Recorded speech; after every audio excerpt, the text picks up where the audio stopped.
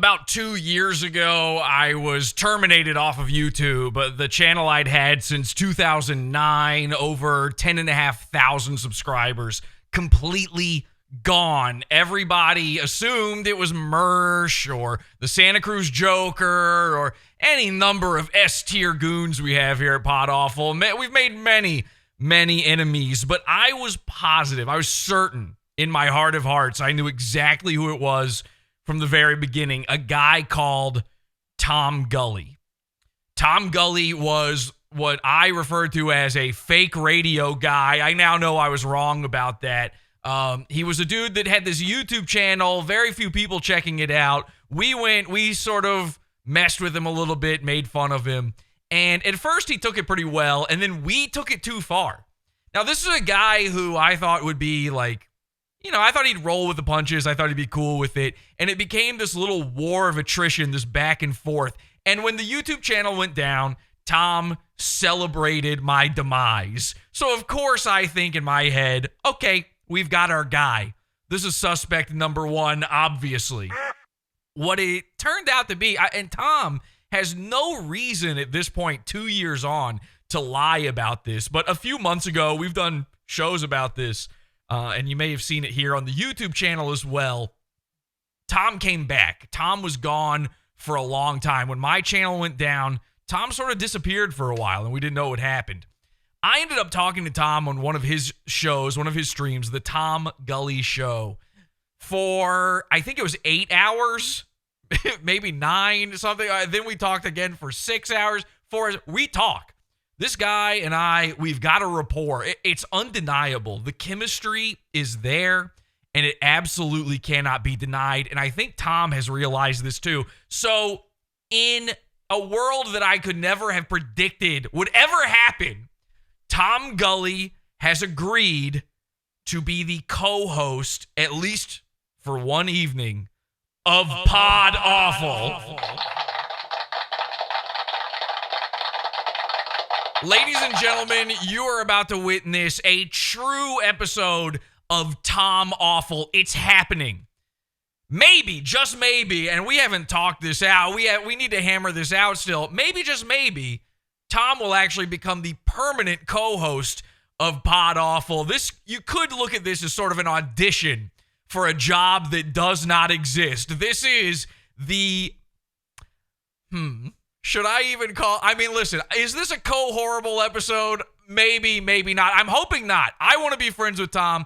I want to make this all okay. But you could refer to this as sort of the backroom's casting couches of podcasts. Ladies and gentlemen, let's go Gully the internet. This is PodAwful. Stuck in a rut, you wanna die. PodAwful makes it worse. Government lives, they won't let you fly. PodAwful quench your thirst. The future is near, happy to be here. PodAwful dreams come true. Space on the moon, just laughs at the goons. PodAwful's watching you.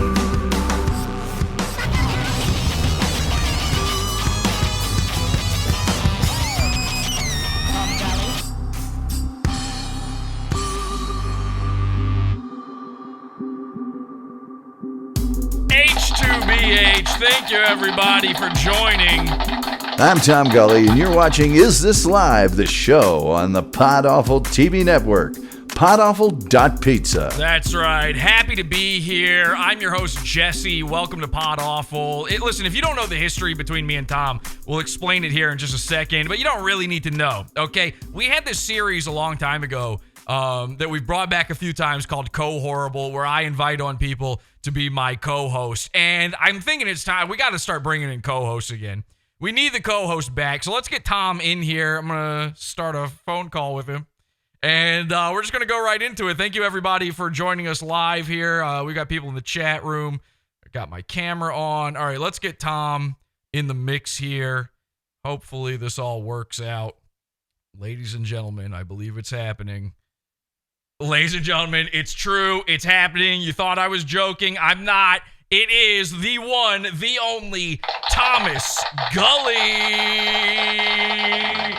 How are you folks doing tonight?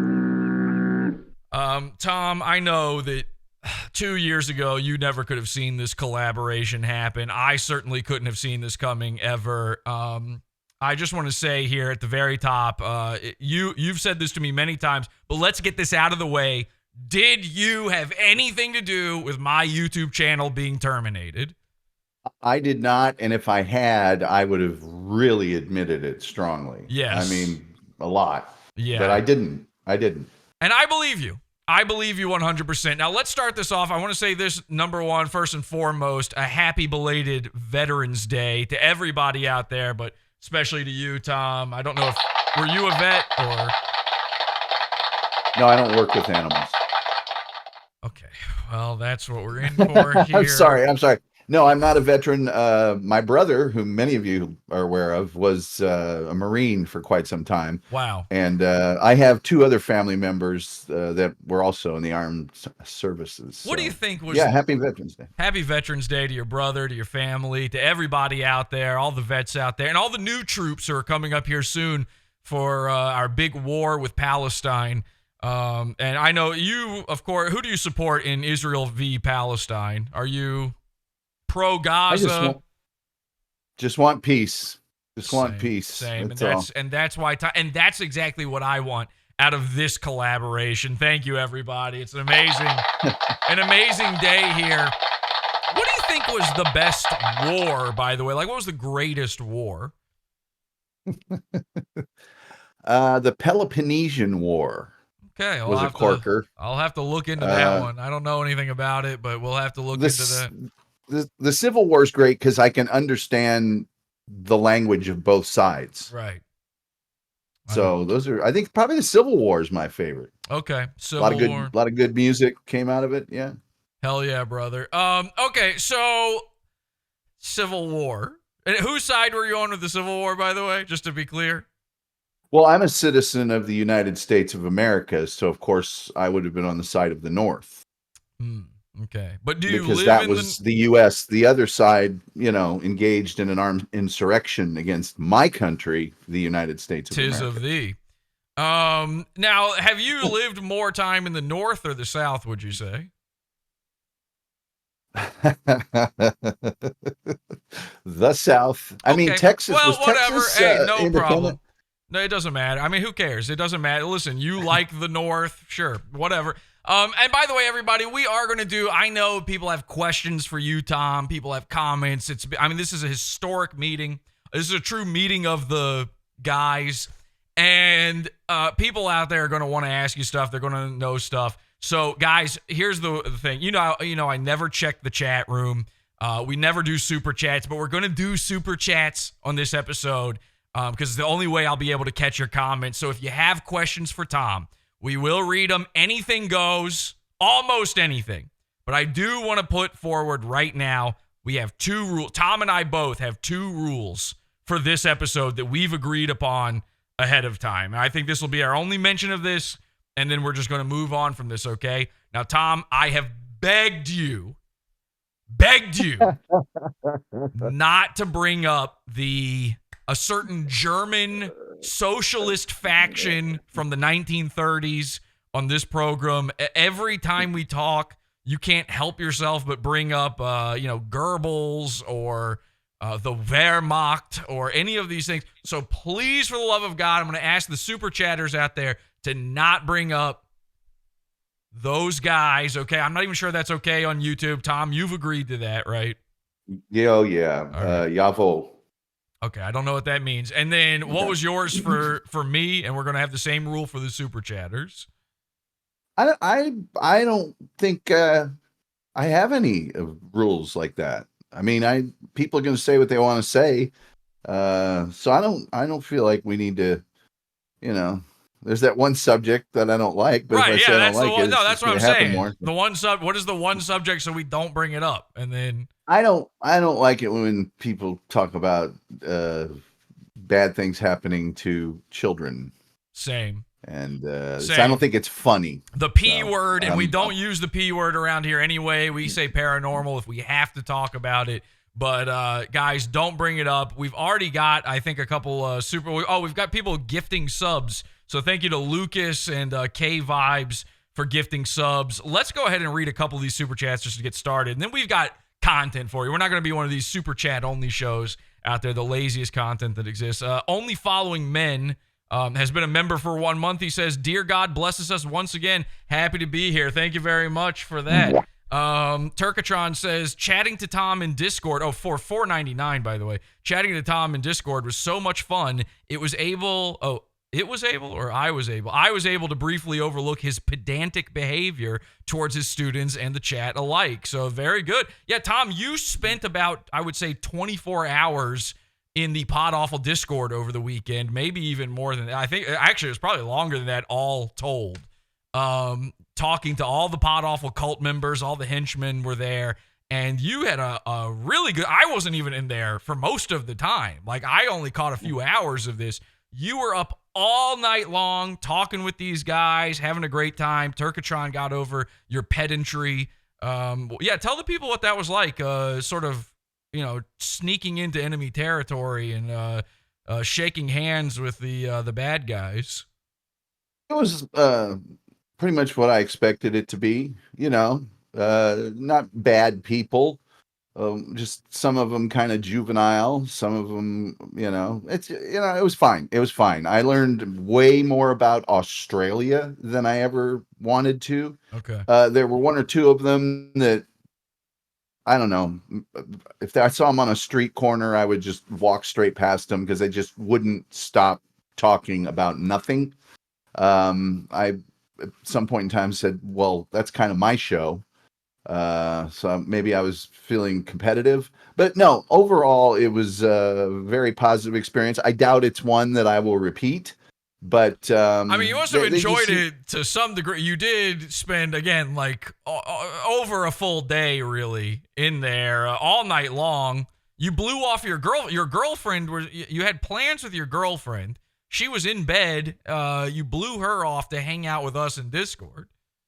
Well, actually, I didn't really blow her off. She had an appointment, and then after the appointment, she went out with one of her girlfriends. So, if she hadn't done that, then I would have stopped. But I'm the kind of person that when I get interested in a subject, I deep dive on it, like super intensely, and then I don't, look at it again, probably. Okay, so you think? But overall, I mean, I laughed a lot. I will say that. Cried. I learned. Cried together. I learned a lot. Yeah. I learned a lot about the cult that you have. Thank you. And some of the things I had never, ever heard of Rufio Phoenix. I am going to bookmark some time to go in deeper into that because I was stunned and amazed. Cool. So things like that. I learned a lot about it. So. Wow, that's awesome. Yeah, Tom learned a lot about goons. He's very into goons. You're very into Mersh right now. I think we're going to go over your favorite Mersh video. I think we'll go over here in a second. But we've got some more super chats. But again, I did think it was, what happened? Did your girlfriend ever ask, like, what the fuck were you doing on the computer all night long? What were you doing all day? She knew because I told her about that this was going to happen. And I've had to do a lot of things to tell her, you need to stay away from this. You need to not know about this and to not be involved in it. Yeah. And because I don't want it to backsplash on you. So no, she knew. And we have the kind of relationship where she knows when I'm doing what I'm doing, that's it. Because when she does what she does, that's it. Does she ever let you backsplash on her, though? Is that like something she's into, or? I've never really talked to her about it. I will ask her though. Does she have? Does she ever let you do like a biological errand on her if you wanted to? That's a little personal, but I would say we have a healthy relationship. She more number 1, number 2, or number 3 type? She's number 1 with me. Wow. Okay. Golden. Very nice. I don't really know what you just asked me, but she's my cherry pie, et cetera, et cetera. I hear you loud and clear. JC in chat says for $1.99, hey, Tom, wasn't WW2 the greatest war? I think they made more movies about it than the others, so maybe it just gets more press. But I don't think any war is really great, except the war on poverty. But other than that, Wasn't World War I originally called the Great War? it was. Hmm. It was. I don't think they expected a sequel.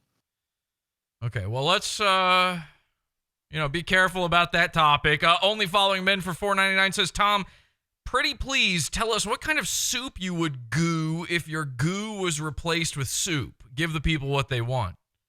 So they're talking about scrumming, clum. Yeah, I believe me, I know what they're talking about because they asked me that about 20 times yesterday in the Discord. Okay. And I know people aren't going to like this, but I'm not a soup able guy. to answer questions that require me to imagine having ham hands or things that would never happen. I'm not good at that. I don't have that gear. Okay. So that's a question that would never happen. So I can't really. Yeah, you can't do inject. hypotheticals, really. I'm not good at hypotheticals. No, we've discussed that before, but how would you feel? How would you feel if you didn't have breakfast this morning? Hungry. Okay, that's fair. That works. Bishop Borg for $2 Canadian says, "Hi, Tom." Hi. How you doing? Okay. Ray Pizzazz for $1.99 says, "Who'd win in a sword fight between Tom and Rufio?" Now you own a sword, right? I gave that sword to a good friend before I left Utah. Oh. Somebody really, really liked it, and I just said, well, it's yours then. Oh, God. We really need you to get another sword, okay? That was something we were looking forward to here. That was actually a replica sword from that Tom Cruise movie, The Last Samurai. So it was a sort of a sold fake movie prop type thing. So I could get another one really easily. Jake Damon for $1.99 says, Tom, what do you think was the greatest depression? Well, it's the Great Depression, right? I don't know. I'm starting to feel like it might be this episode. Magna for $2 says, but what if it did happen? I can tell you this. I hate soup of all kind. There's not a single kind of soup that I like. So if you were to come, you'd probably do like mashed potatoes, something like that. I do like mashed potatoes. I knew it. All right. There you go. Guys, it's on the record. Tom would come mashed potato. If he could come anything, he would come mashed potato. I don't know that that's the case. Is the goal for it to be something that I like? I can't explain to you what the goal is. Oh, okay. Because if it is, I could give you some examples. Does your all I can say is you better hope your lady squirts gravy. Okay, now for the people out there who don't know you very well, though, butter. I feel like we need to, because forever I was mistakenly saying that you're a fake radio guy. So what I'd like you to do, Tom, is please introduce yourself to our audience here, the PodAWFUL crowd. People are already into you. Again, they're saying this is a historic moment. You can see the super chats are flying in. Introduce yourself, give your credits, and please tell the people where they can listen to you on the radio so that they know that you're not a fake radio guy. Go ahead. Well, before I do that, that used to really bother me. And I was thinking about it, and it's maybe part of this whole being on your show. I was like, why does that bother you so much? Who cares if people call you a fake radio guy? Exactly. So, like, why are you being so gay about it? It's the pedantic. That's not true. You're a virulent pedant. I started out on radio. I started working at my high school station. And then, like, when I was 16 or 17, I got hired by a big station in Indianapolis called WIFE. And was overnights on weekends, and spinning records. Wait, is that when you're talking about the old lady, you don't mean WIFE, do you? No, okay. No, the men, no. It's wife. Uh, that's what it was called, 1300 Wife. And I used to have to now Beast of Burden by the Rolling Stones coming at you in a 3-block. I had to do that on the radio late at night at weekends. And I'm sure being 16 or 17, I sounded like a 16 or 17-year-old. Yeah. And then I went to college, was on the college station, got hired by a station in Muncie, Indiana, worked in Anderson, Indiana, then Indianapolis for a long time. And all of these were predominantly when I was doing an advertising job at the same time. And then I was on in Tampa, I was on in Atlanta, and then here in Dallas. So that's the credits. You could go if you want to listen to my show. It's Tom Gulley Show on YouTube. I don't recommend it. And then there's the TomGulleyShow.com if you want merch or not Mersh, but merch. And all of my past podcasts, which some of those I kind of do recommend. But there's a lot of stuff there if you're interested. That might be the most fascinating plug I've ever heard. Don't listen to my show, but do buy my merch. Exactly. Well, that's the thing. I'm on a lot. You guys, I'm surprised. There's a bunch of things that I do that you guys haven't found out about yet. And I'm now in a position where I have to actually tell people before I go on their show, hey, it's likely that if I appear on your show and you put me in the description for your show, you may be hearing from some people. But whenever they say plug your show, I always say what I said to you guys. It's Tom Gulley Show on YouTube. I don't recommend it. It's just the way I feel about it. If I had a show like yours, maybe I would recommend it.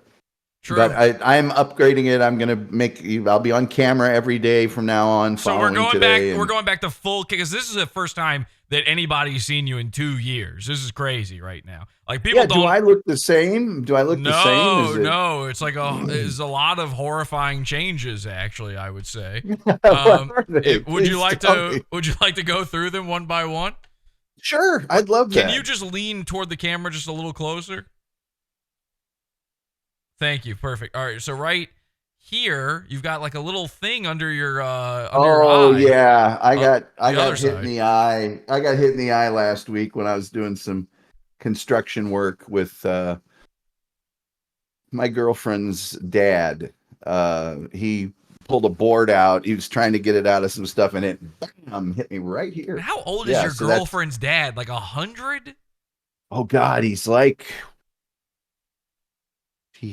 70 or 71. Whoa, that's not older than you enough, to be honest. Well, no, it actually is because she's a lot younger than me. Still, but for my personal liking, I don't enjoy the fact that he's only about 10 years older than you. Or 11. Can we check the teeth and see if those have stayed the same? They're the same, kind of. Well, this one's actually better. Yeah. But I don't want to show you those, and I don't want to get into that because that's just a screen grab party for somebody. I mean, you're on camera. Look, if people can see my dumb teeth, I mean, come on. Yeah, if you can get them from here, go for it. But, can you lean forward so we can really see Plus, the I've hair? been drinking Red Bull. They're going to be red and everything else. Is Red Bull red? If you told me if you'd have been, well, it leaves a reddish, purplish. You know what I mean? What? No, I don't. Now, can you lean I forward? think you're being kind of pedant. You're being kind of pedantic about that. Can you lean forward and show me your hair? Is that real? Yeah. Pull on it, like do a Donald Trump style pull on it, and okay. All right. It's real. Okay. Sure. It's kind of messed up in the front. I apologize, but it's perfectly real. Your hair is always though kind of. There's always something odd about it. It like stands up in a funny way, and I know. I don't disagree with you. Yeah, there's something. It's always been that way, and it's never going to change. But yeah, no, you do. And I've tried to find chicks that can cut it right and do it right. I used to have one, and she got married and doesn't do it anymore. And this is just the way it is. Would you mind taking off the glasses for a second, just so we could take a better look? Feeling like you're gonna ask me. Okay, I would not. I swear to God, Tom, I would not be doing this. But you asked, "Do you look the same?" Because we literally haven't seen you for 2 years. If you if you ask me to take my shirt off and turn around slowly, this is over. Oh, we're coming to the twirl. I mean, we're getting there. I'm Trust not me. doing the twirl. We're doing a twirl. I've seen Rufio's twirl. I can't compete with that. Tom, I honestly think, if I can pay you a compliment here, I think you do look a little thinner than the last time we saw you. Oh, I'm much thinner than the last time you saw me. Yeah. Yeah, I'm 30 or 40 pounds thinner than the last time. But you also do look older. How do I look older? In the usual ways. I don't want to sit here and pick you apart. That's fine. Okay. Well, then, wrinkles and sort of a little bit of, lack of collagen, some sagging. Just the typical stuff. Crow's feet. I'll be honest, and we talked about this before the show, before the program here. Tom did make it known that he was a little upset about his lighting situation. And I do think you are in a sort of haunted lighting right now. I mean, as we know, famously, Tom mostly resembles a Frankenstein. And I do think it's the perfect, if you're going for that, if you want people to see neck bolts, you have the perfect lighting right now. But well, if you're referring to Frankenstein's monster, I agree with you. And giant pedant. And number one.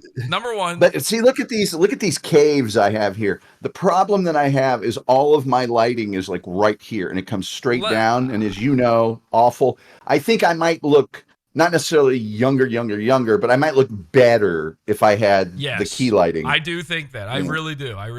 But I do want to clear this up, and I've said this on the show before, but it's my first time getting to say it to you. The creature is called Frankenstein. The guy who made him is named Dr. Monster. So I didn't write Dr. it. Victor Frankenstein. Yeah, that's what you think. From two ultra rude dudes, a member for 2 months, he says, "What walk of path do you subscribe to, Tom?" Is that Rufio? Wow. Tom knows his shit. Now that is fucking impressive. Tom knows his shit. That is, in fact, Rufio Phoenix. And you keep calling him Rufio Phoenix. You are awful to me. But it is Phoenix. I do want you to get that right. I'll start calling him that, but I understood that he changed it. No, he has not changed. It is E-O. He spells it E-O. Okay.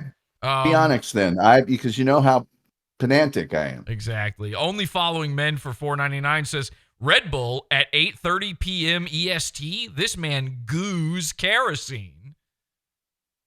It's only 7:30 where I'm at, and I actually saved this Red Bull for this. Because as Jesse can tell you, when we had the pre-show meeting, it was fun. It was bad. Yeah, I gotta be honest, I didn't want to do the show after I saw Tom. When I answered the phone for the first time with Tom here today, Tom was one of the most dour, fucking sour puss. It was horrific what was going on. So I am glad. I had an extremely negative interaction.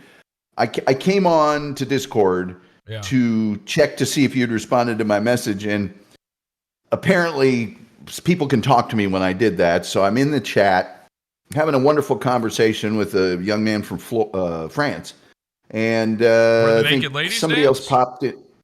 Pardon me? Where the naked ladies dance? It was called. His name was Bog. Okay, go ahead. Yeah, Murky Bog, and so we were talking. It's probably for 20 minutes, and then a few people popped in. Cole, Jared, Wanda, and some guy from Canada. So Jared came in, and after about 2 minutes, I just muted him. And it wasn't from anything he said that offended me, or it was just like, I just can't listen to that wall of inane, unimportant. Listen, Tom, Jared and I spoke about this before the program. He told me this. Mm-hmm. He's begged me to ask you for forgiveness. He will do better. And he's begging me to get you to unmute him. Jared wants to talk to you more than anything, but he will figure out a way to modulate and moderate what it is he's saying and how much he's saying and all that kind of stuff. He wants you so bad. I mean, he is the number one gully head. Okay, there's no Gullerino bigger than Jared. I've been very nice to him on my program. They're saying, and "What's your I- beef with Jared?" in the chat right now. Turkatron. I will without question unmute him. It's just certain times you have kids, and I'm sure there's certain times when you're like, look, I love you. I need you to shut up right now. I just need you to shut up. You can, and that was where I was at. Push them into the dirt, make them stop talking. A child, because they're weaker than you. Right. So. And then the Canada guy started just with, it's not, you can say what you want, just don't continually say it without being quiet. Pardon me? Huh? I didn't hear what you said. I don't remember. Okay. So I muted him too, and then I just split. But it was really kind of guys, I'm just here to get this message and see you. But other than that, it's pretty positive. But if you're from Canada, you should just really be quiet because you're from Canada. Let me tell you something. In the 24 hours that Tom spent with the cult, almost unbroken, very little time not with the cult over the past weekend, again, blowing off his girlfriend to be with these weirdos who he's learned all their names and everything. In that time, Tom is a different guy off stream. When he's not doing the Tom Gulley Show, when he's not on air being Dr. Gulley on the radio, Tom is filthy. He's foul-mouthed. He's one of the most evil, one of the most dark people I've ever spoken to. He has a real sort of, non-Euclidean horror going on inside his head that is constantly spilling out into everything, every fucking thing. Number one, everything is every fucking thing. He's always, I'm trying to actually peel that back a little bit from my own life and not do so many curses.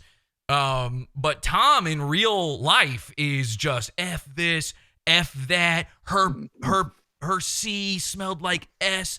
I swear that B's C smelled like so much PS. And I'm like, hang on a second, PS. And then the other thing is every time someone says something, he explains how he wants that person to die because they said a thing. Like a guy will just be like, somebody in the cult, one of the henchmen would say like, I was thinking of going to get a car wash. And then Tom would be like, I hope I find out you drowned in that car wash. It was some of the most sick shit I've ever heard. And you are fucked up. Well, I can't disagree with much of what you've said. I think that because I am pedantic, I don't usually use the profanity that you mentioned that begins with F as a verb. Faggot. I use it a lot as an adjective, and a lot. Yeah, but you were like that. I swear to God, when I was L'ing out that BC, it smelled like so much rotten S. I'm not following with a lot of those.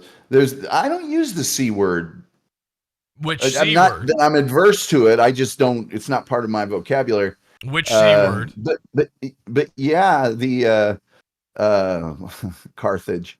The thing about if I was telling somebody that I wanted them to not be here, it was, I'm sure, just like you guys, a good-natured ribbing. You literally told almost every single person that you wish they would die. Jared for $4.99 says, so maybe World War II wasn't the greatest war, but who in said war had the greatest losses? The Russians. That's true. Lucas Malgoo, love that name, for $10 says, in the spirit of clemency, can we see the unbanning of various names in your chat, such as Ray and Wanda Pizzazz, PodAWFUL, Savage Clips, Candace, Jared, Turkatron, etc.? Actually, Tom he is such a magnanimous man, despite wanting everyone dead, that Tom has actually, and I was there when he did this, he unbanned every single person he's ever banned from his chat room. That's true. That's me. That's what made it such a beautiful gesture on my part. It was a truly amazing spectacle to behold. And I got to say, though, Tom, I would say probably, let's say there were 400 of those accounts that you had to unban. 350 of them all would have been that guy Bog you were talking to earlier. Oh, really? Yeah, like basically every single one that had swastikas in the name or anything like that. All right, so Well, the thing was that most of them weren't names. Most of them were full sentences. Yeah, Tom Gulley is a swastika, Or swastika. my mom's name, and then likes to Likes bad to thing. L out of B's C. Yeah, probably, yeah. Yeah, smells like ass. James Stone, member for 5 months, says, "You look great, Tom." Well, thank you. Yeah. That's wonderful. Tony at work for $5 says, "Tom, can you unban everyone on your channel? Jesse truly is the greatest guy." We've addressed that. Jake Damon for $4.99 says, "When my wife gets shiners, I tell her to say it was construction work too." It wasn't even construction work. I was helping him move some boards. It was just like, I don't know. And he felt bad and blah blah blah. But yeah, he popped me right. Where is it? Right there. Well, Oh, maybe he boy. heard you talking about his LG's SEP. So I would His probably little pop you. girls. Oh, I would never do that. Do you know who Hoyt Axton was? No, and I don't want to know. Okay.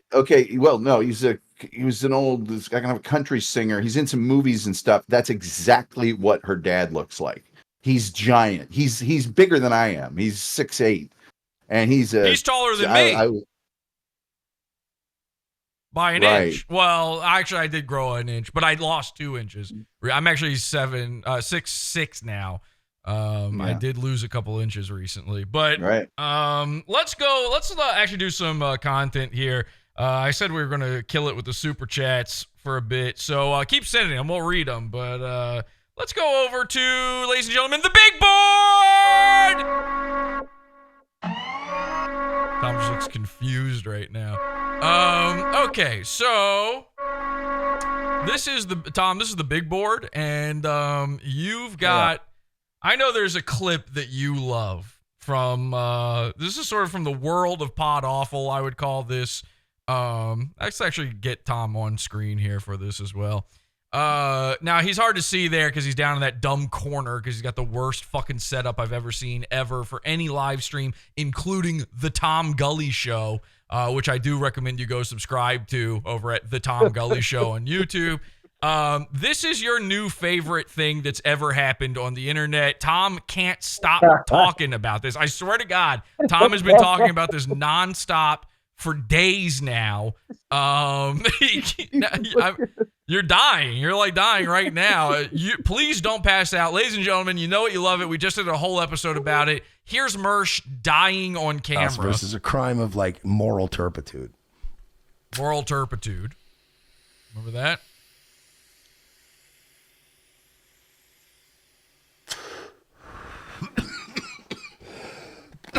Antidepressant says he did it at fucking work. All right, he needs to be stopped.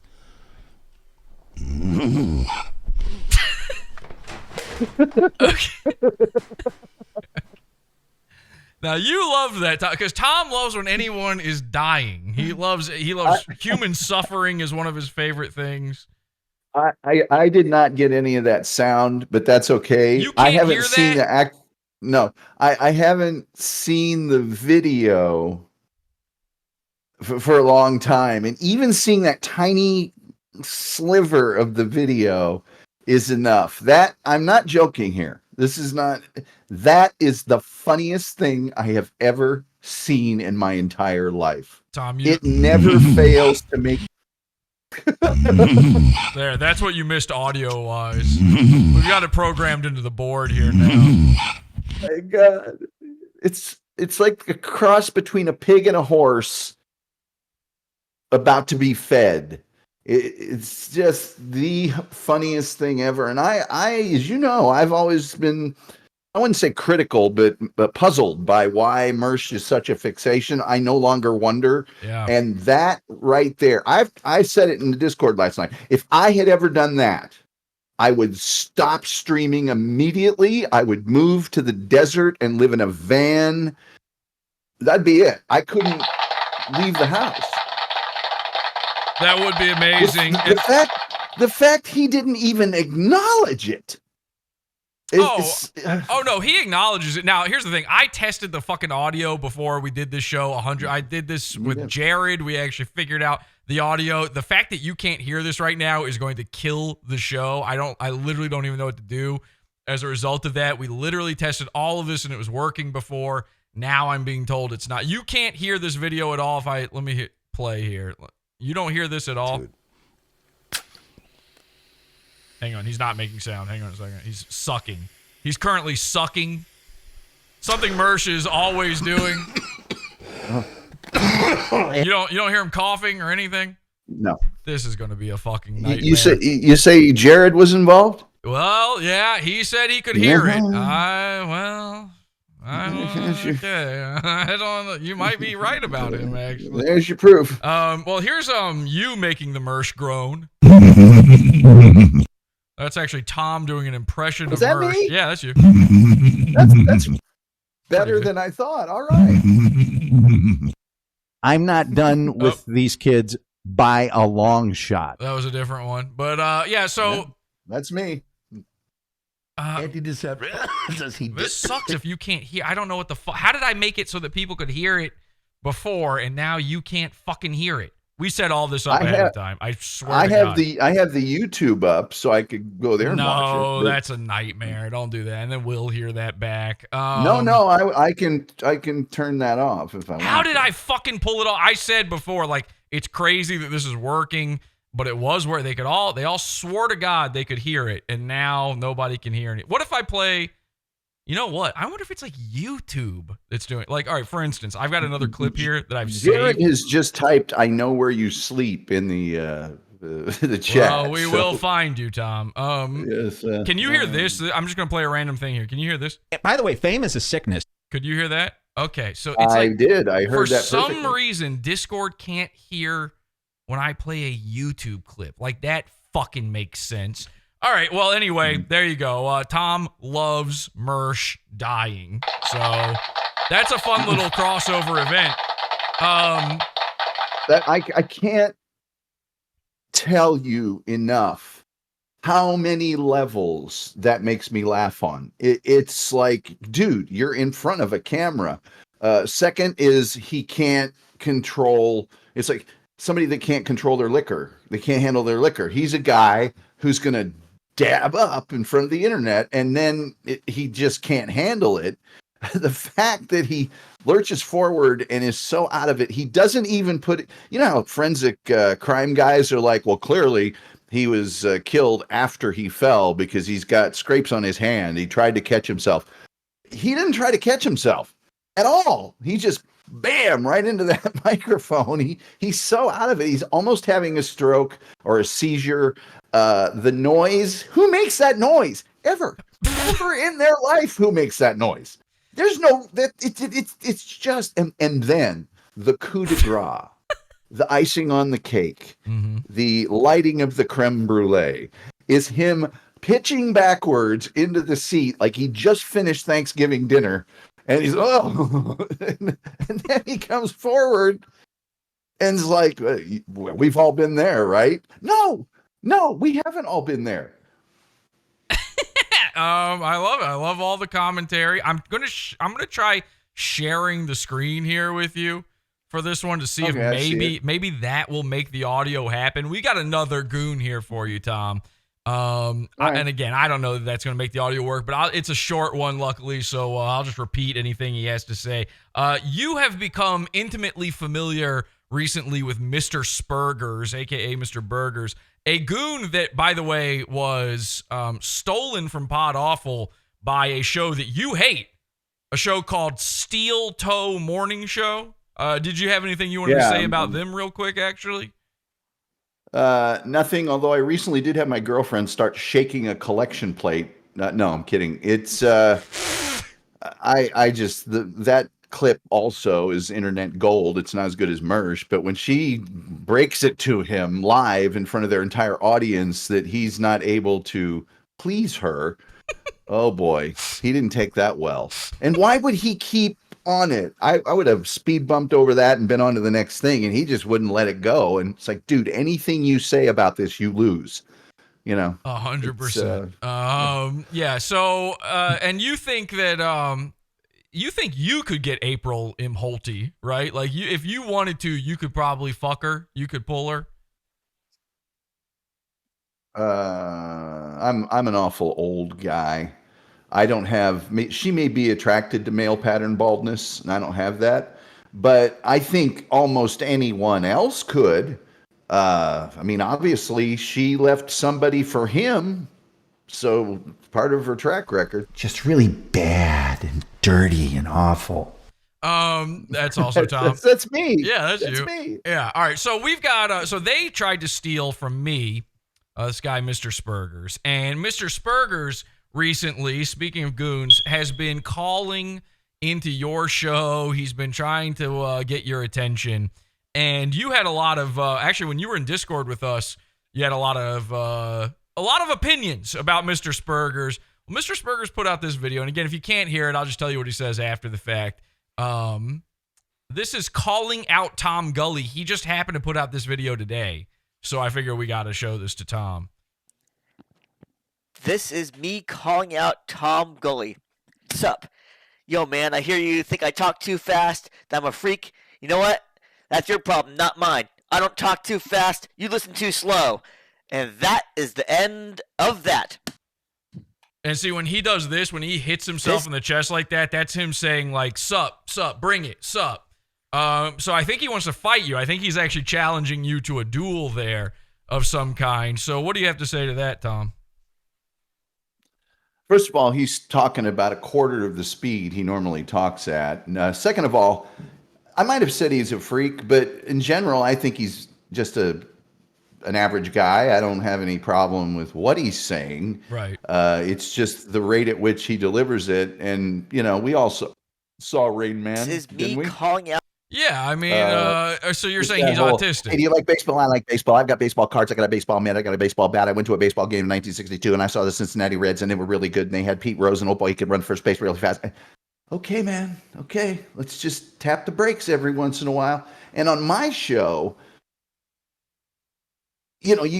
I'll talk about anything to anybody generally. Yeah. But he's off into a thing that only he's sort of into, and there's really no follow-up from the things he says because they're just a stream. It's like a sentence it's like a novel with no punctuation, and it's all statements. So when he's done, there's no question you can ask, and he didn't ask you a question. So, but he's a nice guy. He can call in, whatever. I don't have a beef with him. It does Lord sound to me knows, like you are accusing him of being autistic, which I think he doesn't like. So if he were to challenge you to a duel, I think what he wants to do, because what he's been doing, apparently Mr. Spergers watched Tom Gulley, and then Mr. Spergers said, you know what? I can do a stream better than this fucker. You think I can't talk? And you would think, by the way, that at the speed he talks, he would do it a lot faster than you two, but his streams are almost as long, if not longer, than yours. And he's been trying to dethrone you as a YouTuber, as a streamer. And I got to say, as much shit as you can talk about Mr. Spergers, he pulled in big numbers his first few streams, and he's just started. He's just started at this for the first time. So now I'm encouraging everybody to go subscribe to Tom, to watch him live. We all check him out live. In fact, I'll give you a little taste of Tom's program in a bit here, just so you can see what it's all about. But yeah, well, I don't know why that's funny. I'm just getting ready, man. I'm bracing myself. I just think that people should see your show because we love your show. Now, I haven't been able to. For the past 2 years, though, the rare time you would go live, you pulled down the episode afterwards. So there's all of these episodes that I've just never even gotten to hear. But when I tune in, it's almost always magical what's going on. Mr. Spergers, though, he does a call-in show just like yours. Tom's is a call-in show. Mr. Spergers is a call-in show. I think what he's trying to do here is he's trying to challenge you to a call-in show-off.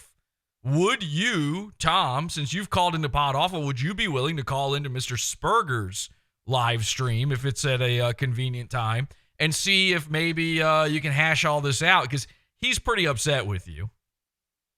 I don't know. I don't know that I can meet that challenge. I mean, Frankie McDonald maybe can call in, and he and Mr. Spergers can have a show together. Now, I think it's odd that Frankie McDonald is a retarded person. I don't know why you're specifically bringing him up in relation to Mr. Frankie's really interesting, and Frankie will answer any question that somebody might have. So I think they could have a good show together. What if Frankie and they both get huge numbers? What if Frankie McDonald? What if Frankie called into your show though? He has. Oh, he has called into yours. Oh, that's cool. Okay, great. He's very good. He's very good about the weather. Yeah, he loves the weather. If you ask him, yeah. So he's also very good at eating hundreds of invisible hot dogs. I've never heard that, but you've never seen him do that, or being chased by a tiger, or doing a dance. He's good at all of these things. I don't know if that puts him in the same category as Mr. Sperger. Mr. Spergers just reviews burgers. Frankie McDonald, a Canadian retarded person who screams. Actually, you and Frankie have similar teeth, Tom. A lot of people share my dental misfortune. Okay, let's check in with the super chats and see what they have to say. The whale, what is that? The whale's toe letters for $5 says it is Dr. Monster. Thank you very much for that, Whales. Turkatron for $1.99 says, what's your beef with Jared? I think we went over that. Only Following Men for $4.99 says, yeah, that apple polishing Canada guy. What does that mean? That apple polishing Canada guy. You hate Canadians. Not all of them. Here at PodAWFUL, we love Canadians. We have a huge Canadian fan base, and every Canadian I've met through PodAWFUL, some of the coolest, nicest, most beautiful people, funniest guys around. Love Canadians. I lived in Toronto for a couple of years, and well, okay. That obviously, I'm not talking about anyone from Toronto. That would suck. Obviously, no. Well, I mean every other part of Canada except for Guelph, Montreal, Yellowknife, Medicine Hat, and all of British Columbia. Tobycoke, Scarborough, Vancouver, Thunder Bay, Prince Edward Island. That really was more of a function of that guy was a jerk to me right off the bat. And have you ever, somebody's a jerk to you, you find the one thing that you know about them because they're not going to tell you anything else, and you make fun of it. That's all I was doing there. Okay. I really do like Canada quite a bit. Italian Stallion for $4.99 says, Tom, where do you stand on the war on Christmas? Now, you strike me as a Grinch type, so I'm going to say you're against. Well, I like Christmas. I just don't like when they start playing Christmas songs and busting out the pumpkin spice before Halloween. I don't like Christmas music. I'm old. We've all covered that. And in my day, you didn't start talking about Christmas until after Thanksgiving. I love Christmas movies. It's a Wonderful Life. I can't get enough of it. Have you noticed all the Hallmark Christmas rom-coms? There must be they must make 40,000 of those every year. But Christmas in general, I would probably say is for children. Has anyone ever done a full parody of You're a Mean One, Mr. Grinch, but about you, Tom? No. Well, just wait for December. When I was in Indianapolis, I did produce a Christmas Carol, like every sitcom and show on earth has done, a Christmas Carol version of a detective character I created, and it was not very Christmassy. It was about a guy that didn't really care about Christmas too much, and after all the ghosts, he didn't come around at the end. He was just, I'm thinking something like, you're pedantic, Tom Gulley. You really suck some dick. Something like that. But anyway. You're as playful as that's me, man. My heart shrank 10 times at Christmas instead of grew. Yeah, and Mary Lou Who, Get Off My Lawn. Yeah, the whole thing. You know, and then carolers. I'm not done with these carolers by a long shot. You beat me to. The I was gonna whole say. thing. I was gonna say. I'm not done with these who's by a long shot. You beat me to it. Okay. Yeah. Two ultra rude dudes for 5 says, Tom, can you give us your best impression of Mersh dying on stream? Well, we again have it recorded, but Tom, if you want to give it a second shot here, I'd love to throw you on screen for the people out there to see and just do a full on body and sound. My microphone's not on screen. It's okay. Just Just pretend it's in the spot and do a full body and sound impression of Mersh dying. Let's see here. We just got the. Oh, I was waiting for you to go full screen. I'll do it right now. I've got you. No, you are full screen. I've got you.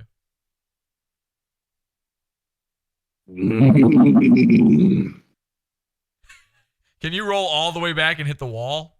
That'd be great. I'm almost to the wall now. Okay. I don't have anywhere to roll. All right, let's do that one more time. Let's get that one clean. Take 2. Here we go. Sound, speed, rolling. Dude, and no, that's good. I don't need to do 2 of them. That's okay.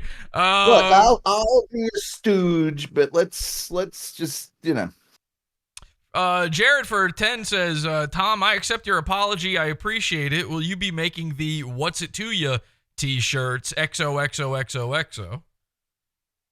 Yes, I will be. Your famous catchphrase, "What's it to ya?" Yes, I will be. I will be doing that. Oh, you know what? That actually Jared can't buy one. Sorry, that reminded me. I completely forgot about this before. Tom, we've got a song. Hopefully you can hear this. We've got a song. So somebody, Angie, said, let's take this sound of Mersh. Can you hear this? You can hear that, right? No, I cannot hear You that. can't hear that. That doesn't make. That's in Discord. All right. Fuck me. Okay. All right. Let's. Oh boy, how do I fix this? Let's put this on. I'm gonna share my screen with you here, Tammy, and hopefully that'll do something here. Can I? Where is this? Oh God. I really did work all this out ahead of time. All right, you know what? I'm just going to share this. You should be seeing. I did just hear a noise, but I don't know that it was anything that you did. It was just one of those boom. What about Discord noises? But what about if you want to try and fix that, can you hear this? Nope. Fuck. All right. What about this? Nope. Fuck. Okay. All right. It's just the sound of Mersh.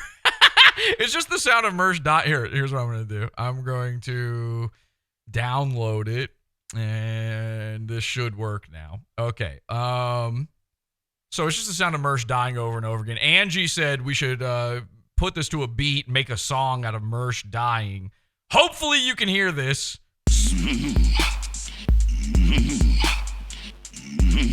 Smokane put this together.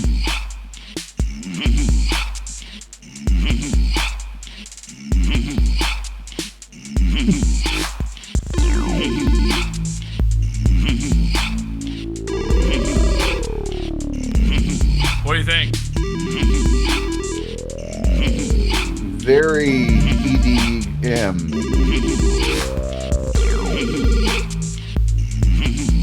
If we sent you this file, would you open up the Tom Gulley Show with this song? It's called Mersh Death Trap. I would play it on my show and play it a lot. I don't know that basically all I'm saying is tomorrow's my first StreamYard. I think intro song for Tom Gulley Show. Permanent new intro song for the Tom Gulley Show.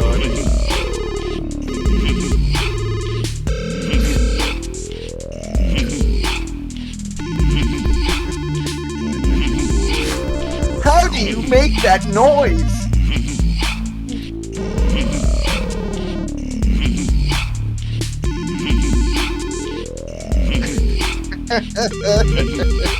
Can somebody, by the way, send the version with that Angie uploaded? Can somebody send that to Mythical Vigilante so that we can get him to take a crack at it? Mythical Vigilante used to make all the music for Revenge of the Sis, and now he's pulled out his support for Mersh. He hates Mersh now. So it would be really cool to get him to do a version of that as well. Okay.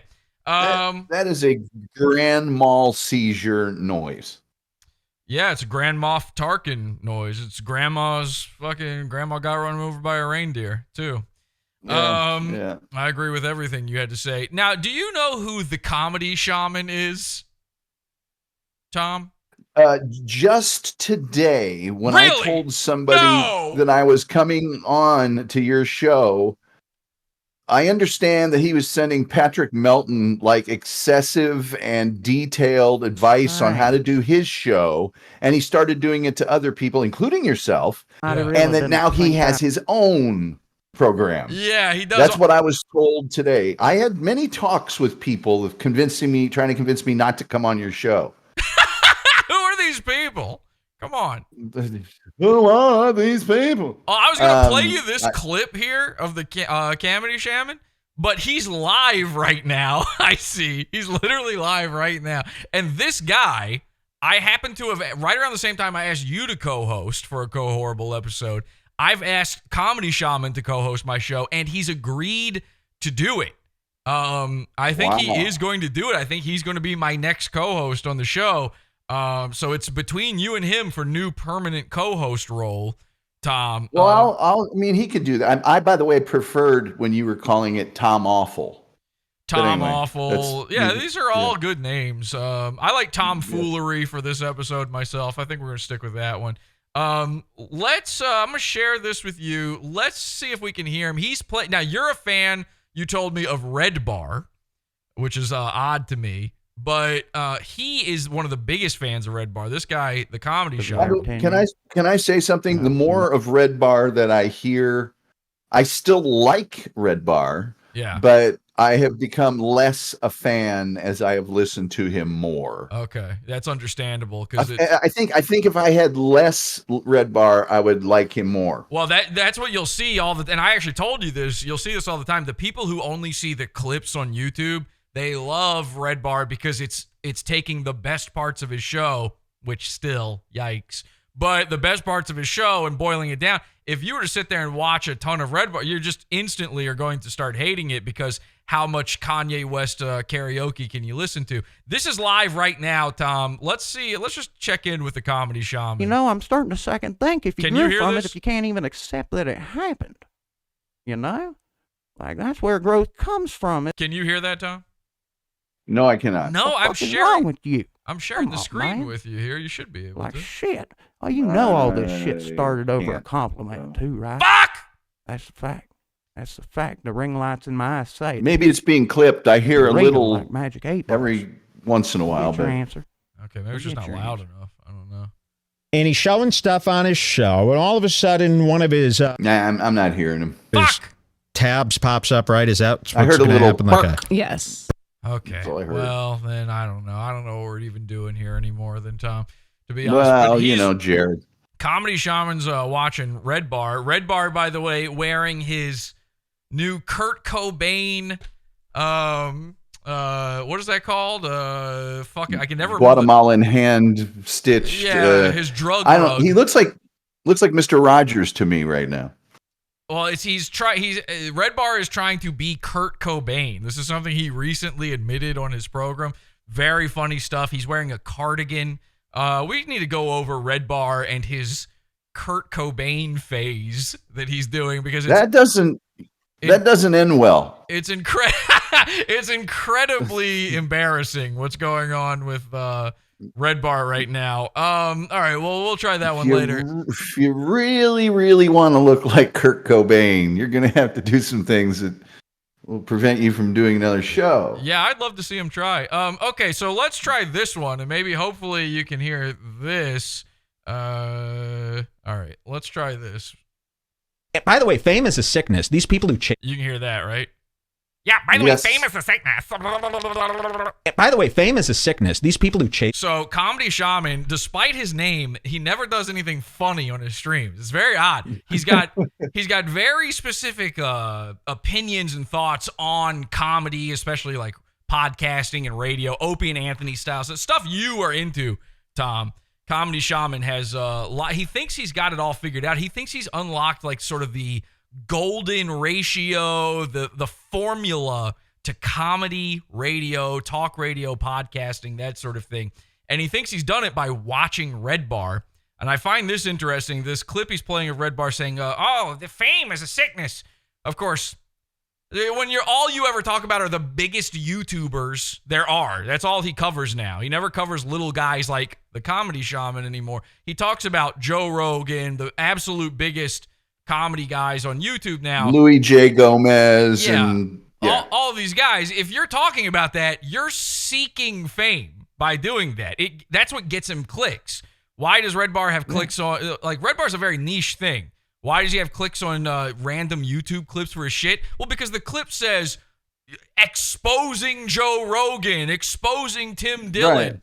Right. So that is I very. mean, if you really want clicks, you don't focus on the little insignificant people of the internet. Like, let's say me oh, never mind. Let's not go there. Just go ahead with what you were doing. It's fascinating what Redbar's saying here, because this is a point weirdly I've made before. This whole fame sickness thing. By the way, fame is a sickness. These people who chase this stuff, they're chasing happiness. They're chasing happiness. This is a guy who's obsessed with cool, obsessed with chasing happiness, wants you to know that he's got the most luxurious scraps of meat off of the butcher's floor. And meanwhile, I'm fucking talking to Tom Gulley. You think I couldn't talk about, like, I could... You're talking to the scraps of meat on the floor. The thing is, if you're going to do a show of any kind, you want it to be as popular as possible. That's the purpose of doing it. And so chasing fame isn't chasing happiness. It's chasing some form of success and hope that people like what you're doing. That's not chasing happiness. You can be perfectly happy with that, all of that. I mean, I'm perfectly happy, and I have an awful show that nobody watches. True. I think it is a perfectly fine point that Redbar is making here. I simply think that he is the worst person possible to be making it. He is attempting, and listen, you know this, Tom, you're into Howard Stern and that sort of universe, and you know I don't know anything about that stuff, but the one thing I hear from Stern guys, so correct me if I'm wrong here on this, is the thing that's changed the most about Howard, right, is that not the being woke thing. I see that popping up on Twitter all the time. Not going into the studio anymore because of COVID. He's a germaphobe. The thing that made him really made him fall off, from what I hear, is that he started chasing being friends with these celebrities. He wants to be invited to the club. Is that true? I would say a lot of people theorize that Howard was always in high school and college, and when he was on the radio, certainly at first, he was the outcast. He was the one nobody wanted to be around. He was the bad boy of radio. And for a long time, I think Stern people would agree with me, his name was almost like verboten to say, oh boy, I know I'm going to hear something about that. Anyway, so yeah, he we're was about the to get real Howard pedantic Stern. on that.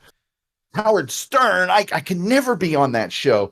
And I think maybe he is a little hobnobby, whether it's for career reasons, personal reasons, I don't know. But his show certainly has become, nothing but the biggest stars. Well, what I've noticed is Redbar used to be a Man-Cow O&A ripoff, right? And now he's a Howard Stern ripoff. He's trying to make his studio look like Stern. He's got Jules pretending to be Robin. It's a really sick sort of skinwalking thing he's going for. He got the same microphone. He's doing all this stuff. And now he's talking about the biggest names. He used to cover Donkey Lips from Salute Your Shorts and Josh Denny, two fucking untouchables of human beings. Now he talks about the biggest names that have ever existed on the internet.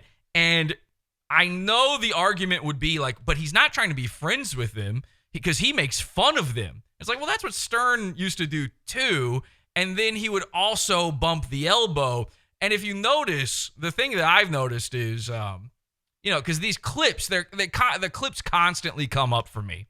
I can't stop. Like, I tell YouTube all the time, do not recommend. But then there's always some new Redbar clip channel, which, by the way, I'm starting to suspect some of these clip channels are just run by Mike, run by Jules. Because it's always like they've got it instantly, they've got a perfect quality clip, it's out there, it's exactly, you can tell they were recording this one for the clip channel, that kind of thing. The thing I've noticed, though, is one thing that he's including now that I never saw before is like, I can't remember what he calls it, but basically anytime somebody big mentions Redbar now, he does a whole thing about it. It's like, look, I'm being mentioned, I'm being talked about. That is the fame chasing. So this clip to me is very funny. And Well, go ahead. I saw a clip recently where Louis Gomez and Big J mentioned Redbar, and there was probably a 15-second, maybe 30 discussion of Redbar. Right. And he had to play the entire thing, and there was, I have to admit, there was a lot of that's no Redbar. They're talking about Redbar. Yeah. You know, and a lot of, you know, of course, you know, and yeah. Jules, I mean, listen, and he's got to drag everything out because, yeah, listen, if you were at your fucking, the end of your life, you'd probably be dragging out every instant of somebody thinking about you too. But I just think it's very funny that Comedy Shaman is watching this for tips. He's watching this thinking like this is sage advice. And it's an old clip, by the way. You can tell it's an old clip because it's his old studio where he asked me how to set up his lighting. And I don't get, like, I don't know if Comedy Shaman doesn't know that. I've gotten some messages from Comedy Shaman. He won't stop messaging me yet again. He won't stop messaging me, telling me how I really got him, and he thinks that the episode I did about him was very funny and blah, blah, blah.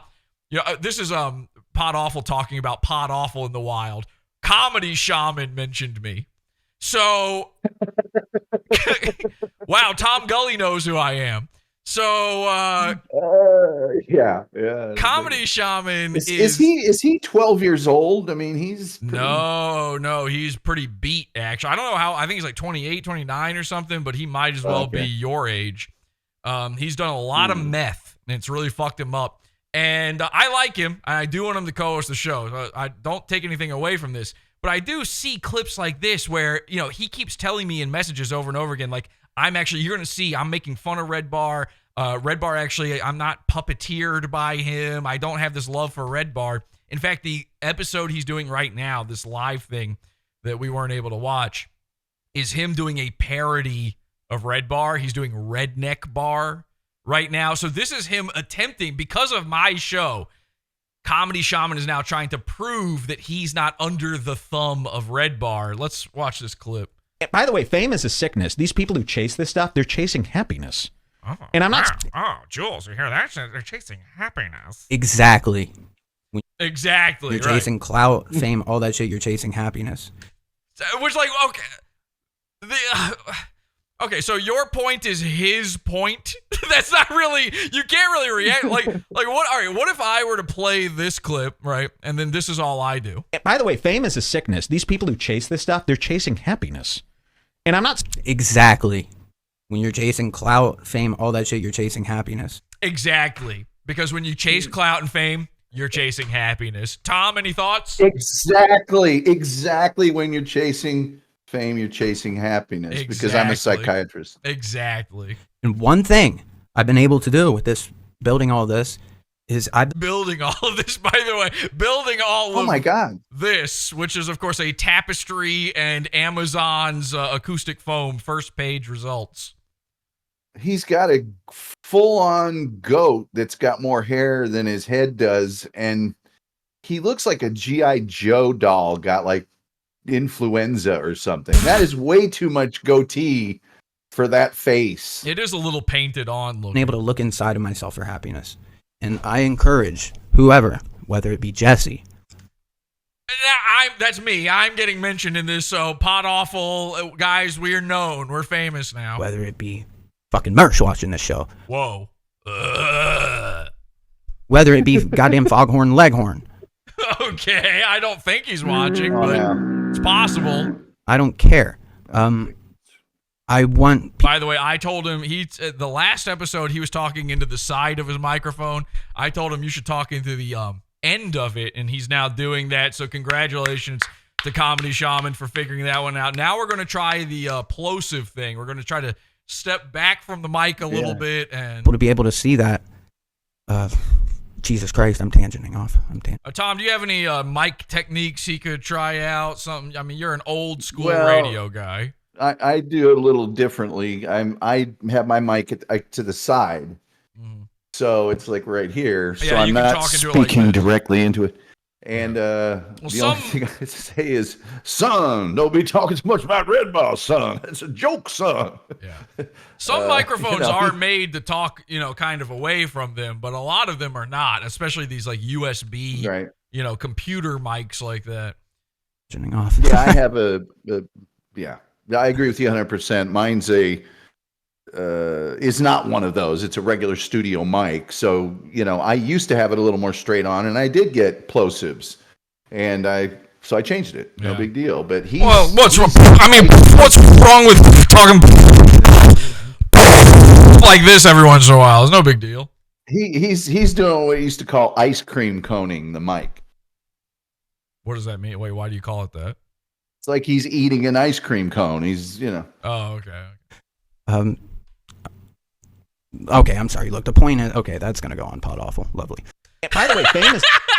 Okay, so people are now concerned about being clipped by PODAWFUL. See that? I like how he knocks over his own king. You know, right? Checkmate. I got to see that one more time. Sorry, hang on. I don't even know what happened, like what went wrong there. Okay, so he's talking. People to be able to see that.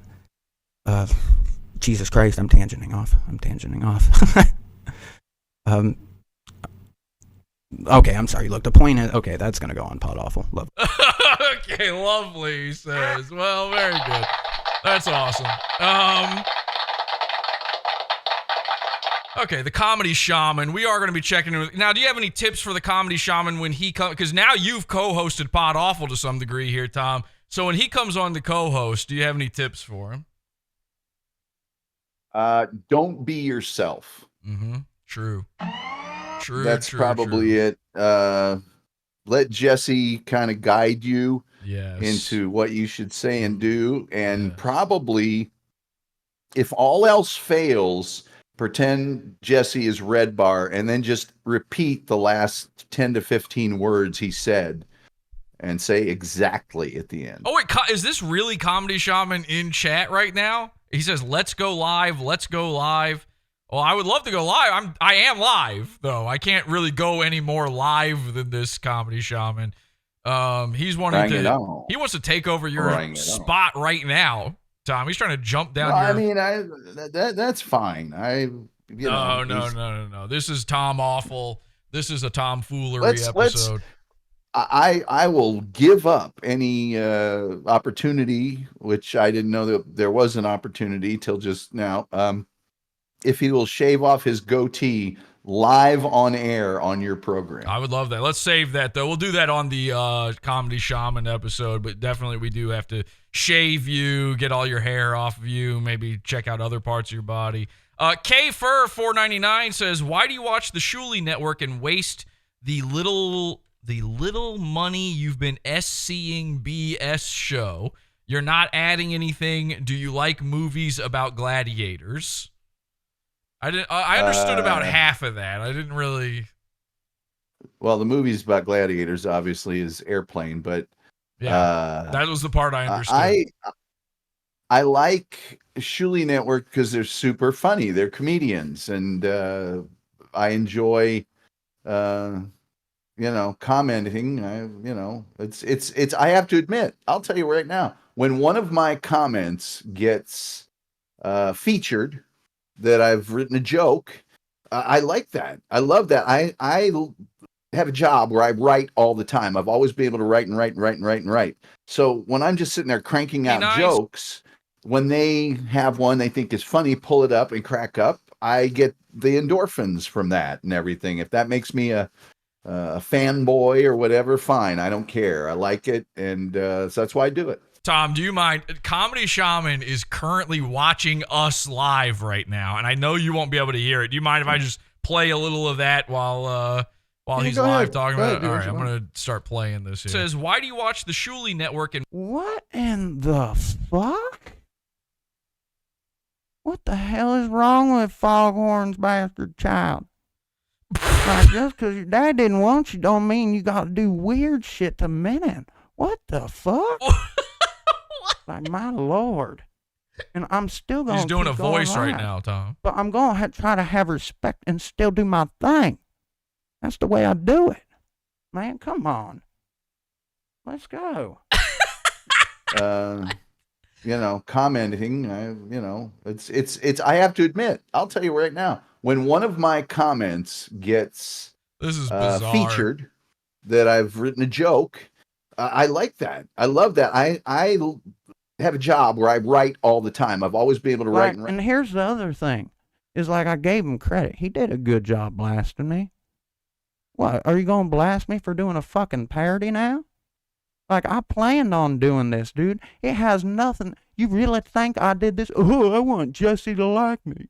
You think that? You are that narcissistic and arrogant? This is Tom. I know you can't hear it. This is the weirdest episode we've ever done.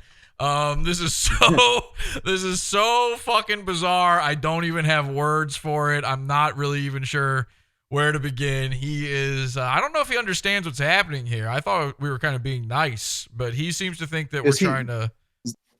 Is he like a Rupert Pupkin type of a character? I don't know. I think people think that of me, so I don't know. I've never even actually seen that movie.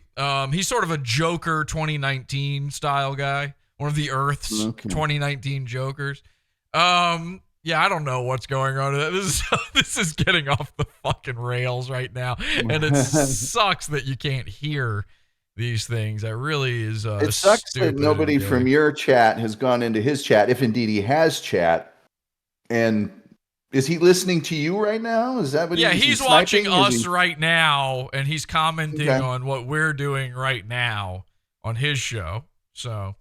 I'm sure he has he ever done stand up? Does he, he's got all these comedy opinions. No, he's never done anything until he's done 4 of these episodes now, I think, maybe 5. He's never done anything before. There's one thing he did before that. Meth. Well, does he have some really great imitations? Does he do Schwarzenegger and Christopher Walken? And he does the hell out of Hank Hill over and over again. Okay. Yeah. Super. Yep. Is he in your Discord? I don't remember. I think maybe no. He might have come in and left. I don't remember now. Okay. K-Fur for $4.99 says, why do you waste 3 to 4 hours every morning watching that really awful show? Do you think that's funny? Anthony Zenhauser, really ever see a grown man naked? First of all, the show is only 2 hours. Second of all, I work at my computer all morning. So it's on while I'm working on the computer, and I love that show. I really do. I laugh so hard. And so, yeah, I do. I like it. If you don't like it, well, you're welcome to your opinion. K-Fur again for $1.99 says, what do you do all day? Don't lie. I sit in front of a computer and I place and analyze digital advertising. And it's sometimes entertaining and interesting. I also write really long blog articles about firearms.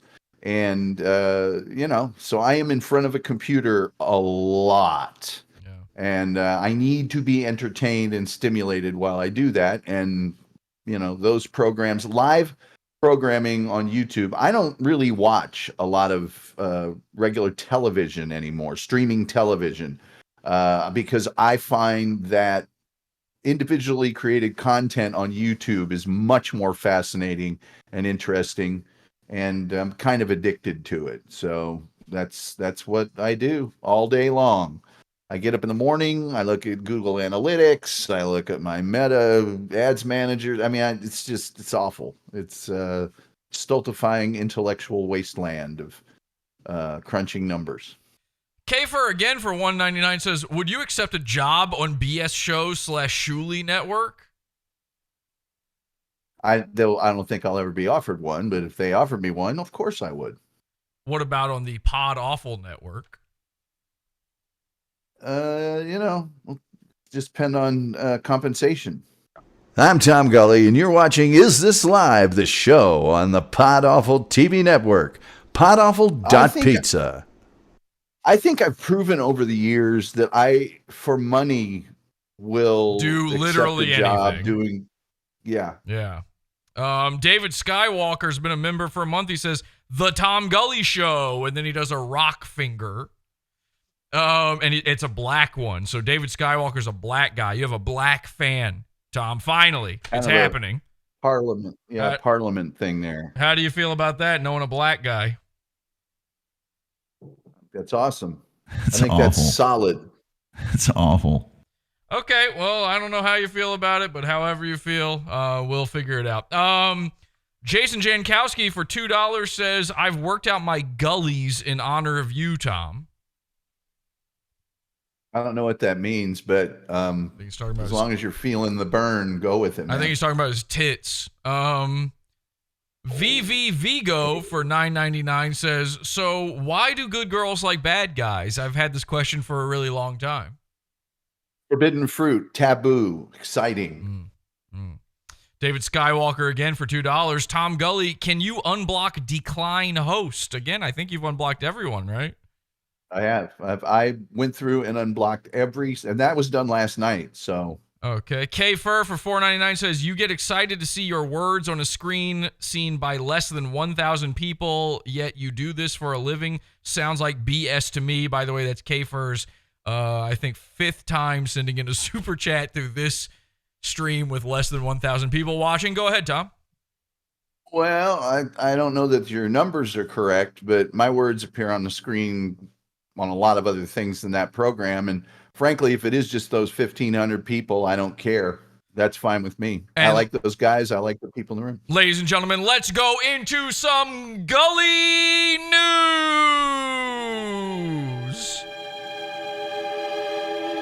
Oh, it's my turn. Yeah, so, Tom, you do news stories on your program, right? Yeah.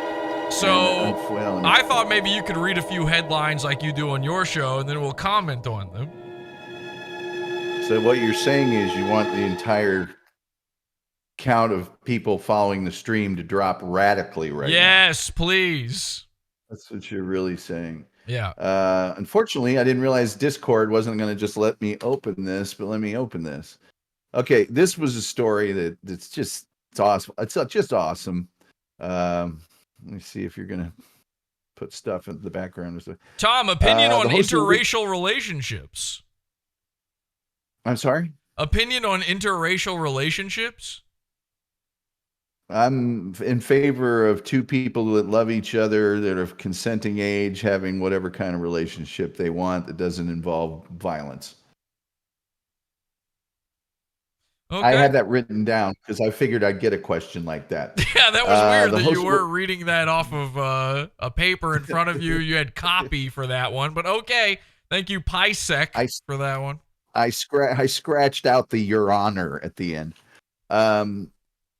The host of a weekend family lunch at her Australian country home was charged Thursday with murdering her ex-husband's parents and aunt with poisonous mushrooms and attempting to murder a 4th guest, police said.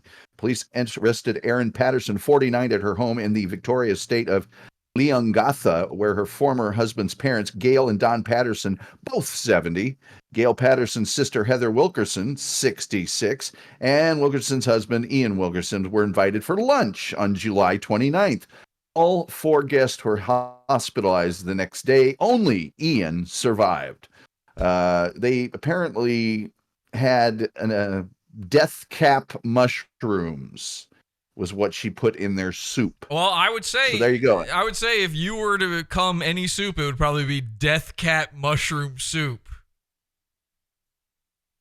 Well, they do call it I would say that would be an unhappy ending. Now, I gotta say, I feel like this lady, Erin Patterson, should be set free.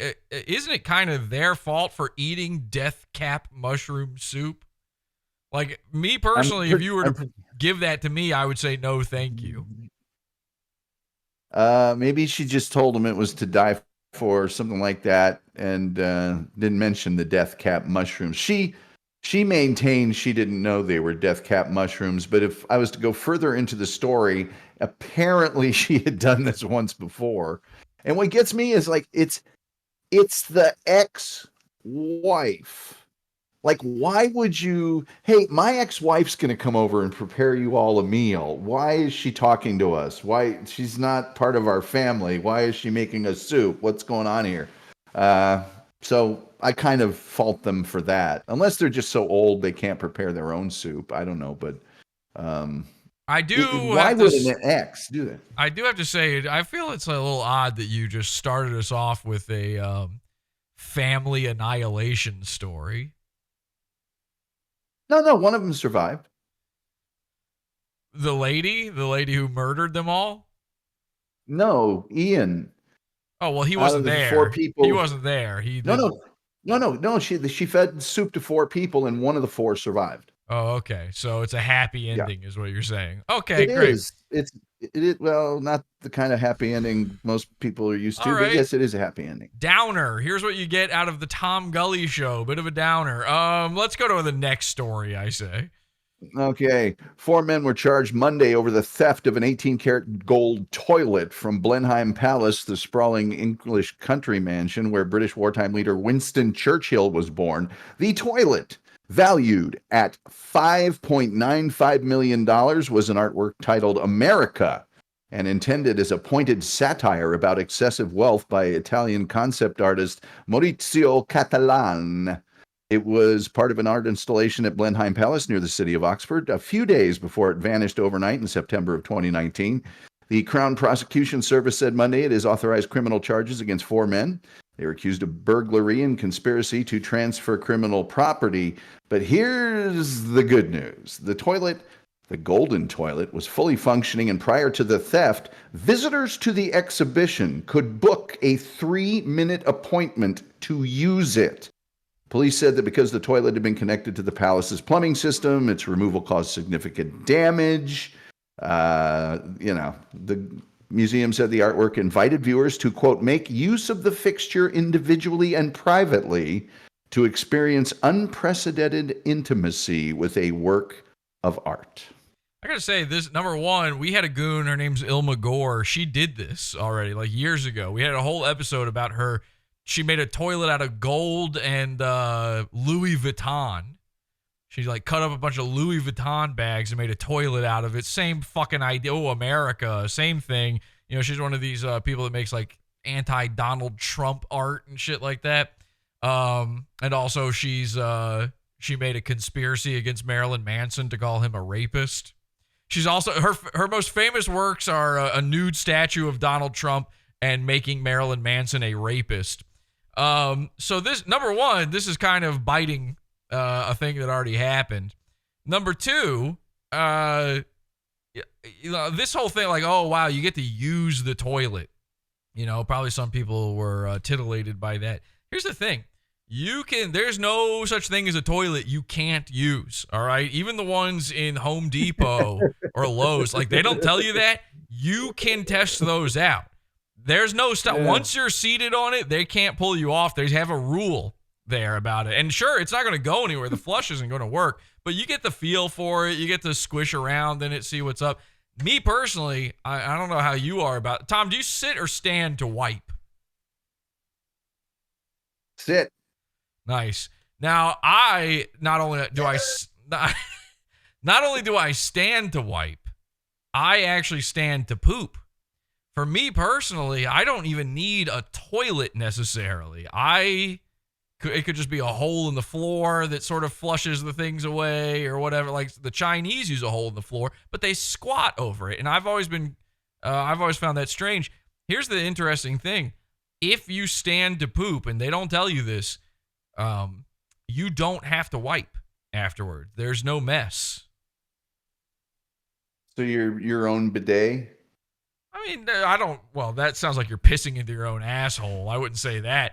But no, I'm just, if there's something about when you poop standing up, I think this is just the way humans were made, the nature of it. Like, what other animal has to wipe its ass?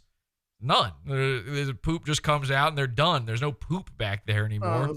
No other animal has shampoo either. But to your point, is the standing up thing? Is there a degree of difficulty there? No. Is it something that you just learn Kentucky windage? I'll tell you. or whatever? I'll Is tell you it- what happened is I was in a photo finish moment getting to the bowl one time, and as nature called, and I made my way to the to my biological appointment.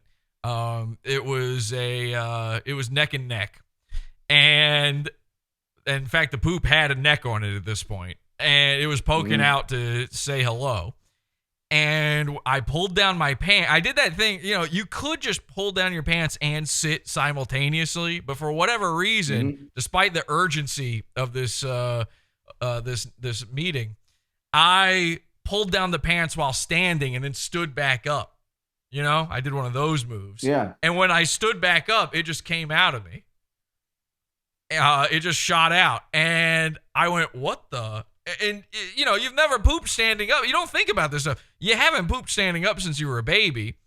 And so, I didn't even know if it had really happened, but I heard the plop into the toilet. I felt the splash of water on the back of my thighs.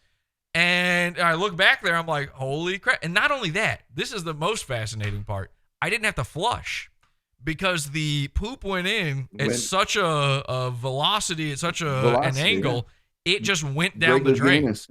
Yeah, it went right down the drain. So no wipe. I went to wipe, there was nothing there. I went to flush, there was nothing there. It was the most, it was one of the most strange experiences of my life. But ever since then, I just stand to poop. And every single time, I don't have to flush at all. I don't have to wipe. I smell like shit, but... Well, the thing about this story that's interesting to me is that they give you 3 minutes. Because even if there's not a line, and regardless of what you're going to do in there, you had to gauge it so that when you hit the door, you're ready to rock and roll because you only have 3 minutes. Right. And how do you do that? Are they serving bran muffins outside I don't know, but imagine, if you will, I don't know if you had brothers and sisters growing up, but at the end of the 3 minutes, you get a, come on, get out of there, and you're not done. What are you going to do? Well, this is why everybody should poop standing up. It doesn't take, it's a 1 second phenomenon at that point. And now listen, if you're at work, go ahead and sit down to poop. You obviously shit on someone else's time. But at home, stand up. I'm telling you guys, try this at home. You don't even have to lift obviously the lid, but the seat can stay down. You're not going to hit the seat. You think it's going to it could flop anywhere. As long as you are facing the opposite way from the toilet, it's going to go in that toilet. Let her rip. Let her fly, and let me know, and let Tom know. You can email Tom at Tom@thetomgullyshow.com. Your point is well taken to me because I'm not a germaphobe, but I don't think you have to be a germaphobe, to not want to ever go into an airport bathroom. And because if you sit down on one of those, you're guaranteed rash and, probably tuberculosis and some other things. With your method, you're fine. You don't have to sit on the public toilet seat in the airport. It's the cleanest. You don't even have to wash your hands at the end. There's no reason to do it because you didn't have to flush. You didn't have to wipe. Your hands are clean. Your hiney's clean. The toilet's clean. I'm telling you guys, try it at home. Let us know how it works out and email Tom at tom@thetomgullyshow.com and let him know and take a photo of your poop and let him send it to him. Just to save me some time, do you have a name for this? Because I think you're going to start a wave with this. Is it Jesse squatting? Is it? Well, it's not squatting. You can't call it that. I would say it's nature's intention is what I would call it. It's hashtag nature's intention. I would say it's godly droppings is what I would call it. There you go. Godly droppings. And by the way, or deer droppings, because deer we're the only animal that I think squats. Most animals you've seen a horse, you've seen a deer. Hey, I've seen a horse. I swear to God, I have seen a horse. I definitely know what that is. Yeah. Yeah. We Or an all know. elephant, if you've We been all to know the what a circus. horse. I mean, we've all know. You guys know what a horse. I don't have to tell you guys about horses and the Yeah. the tricks they do. While they're walking. And they walk the way they walk that we've all seen before. Insurmountable Nitwit member for 5 months says, Tom, could you plug your firearms blog? It's not mine. And no, I'm not going to do that. If you're smart at all, you can find it and figure it out. But I don't think I don't think they would like me mentioning it on this channel. K-Fur for 199 says, questions were asked for in this form. I'm a fan of hate. Okay. And then for 199, K-Fur says, numbers of live viewers don't matter. You're the best to do it. So thank you, K-Fur, for that. Tom, what's our last news story here? Oh, okay. This isn't even that great. Oh, wait, really. have you ever been fecally incontinent? Unable to go or not go? Incontinent means you're unable to stop going, correct? Exactly, yes. I have to say no. Never had. Have you ever had an accident, gambled and lost, slipped a disc?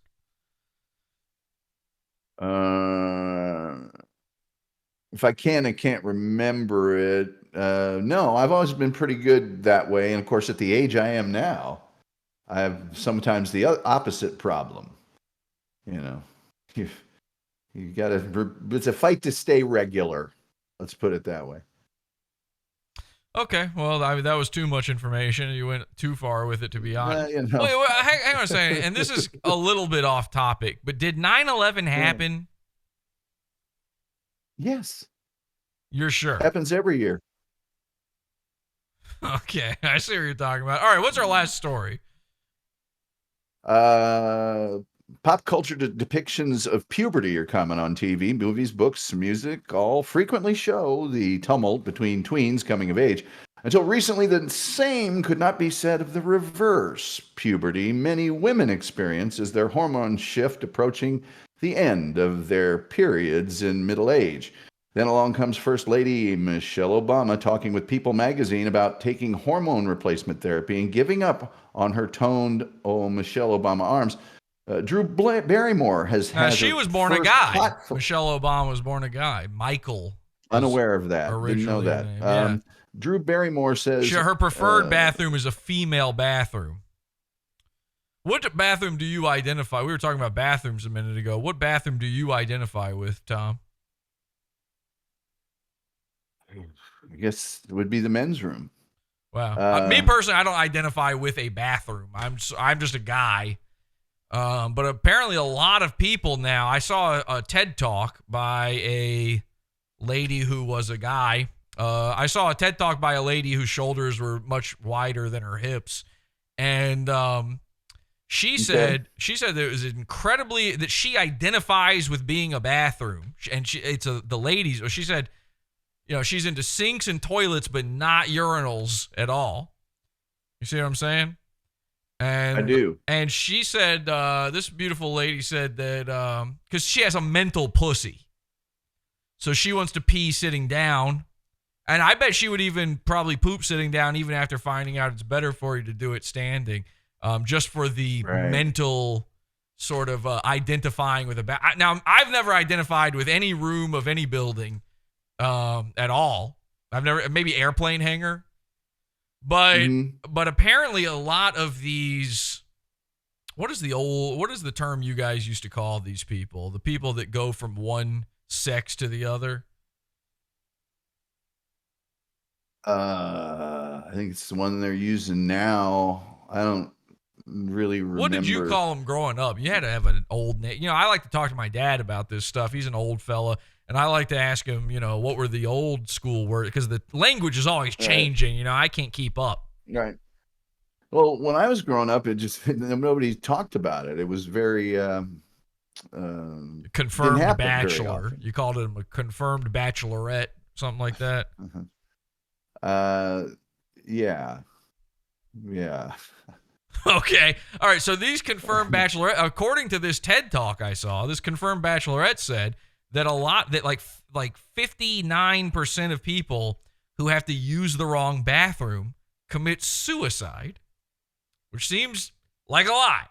Seems very high. That's like an alarming number. Now, I don't know if you've ever been in this situation, Tom. I have. You go to a place, let's say you go into McDonald's, you're late for an appointment, so to speak, and you run in there, you go, I'll buy something after, please. And then you run over, you see, it's late. It's 8 p.m. or whatever, and so they've got the out of order sign on the men's room because they're cleaning it in there. And so what are you going to do? You're going to go in the play place? You're going to go inside the ball pit? Or are you going to go in the ladies' room? And I can remember, and it's just like this beautiful woman said, I remember going in that ladies' room, my head hanging in shame, sitting there in that stall. And this is before I learned to do it standing. Sitting there in that stall. Alone, by the way. This is just a single-use bathroom.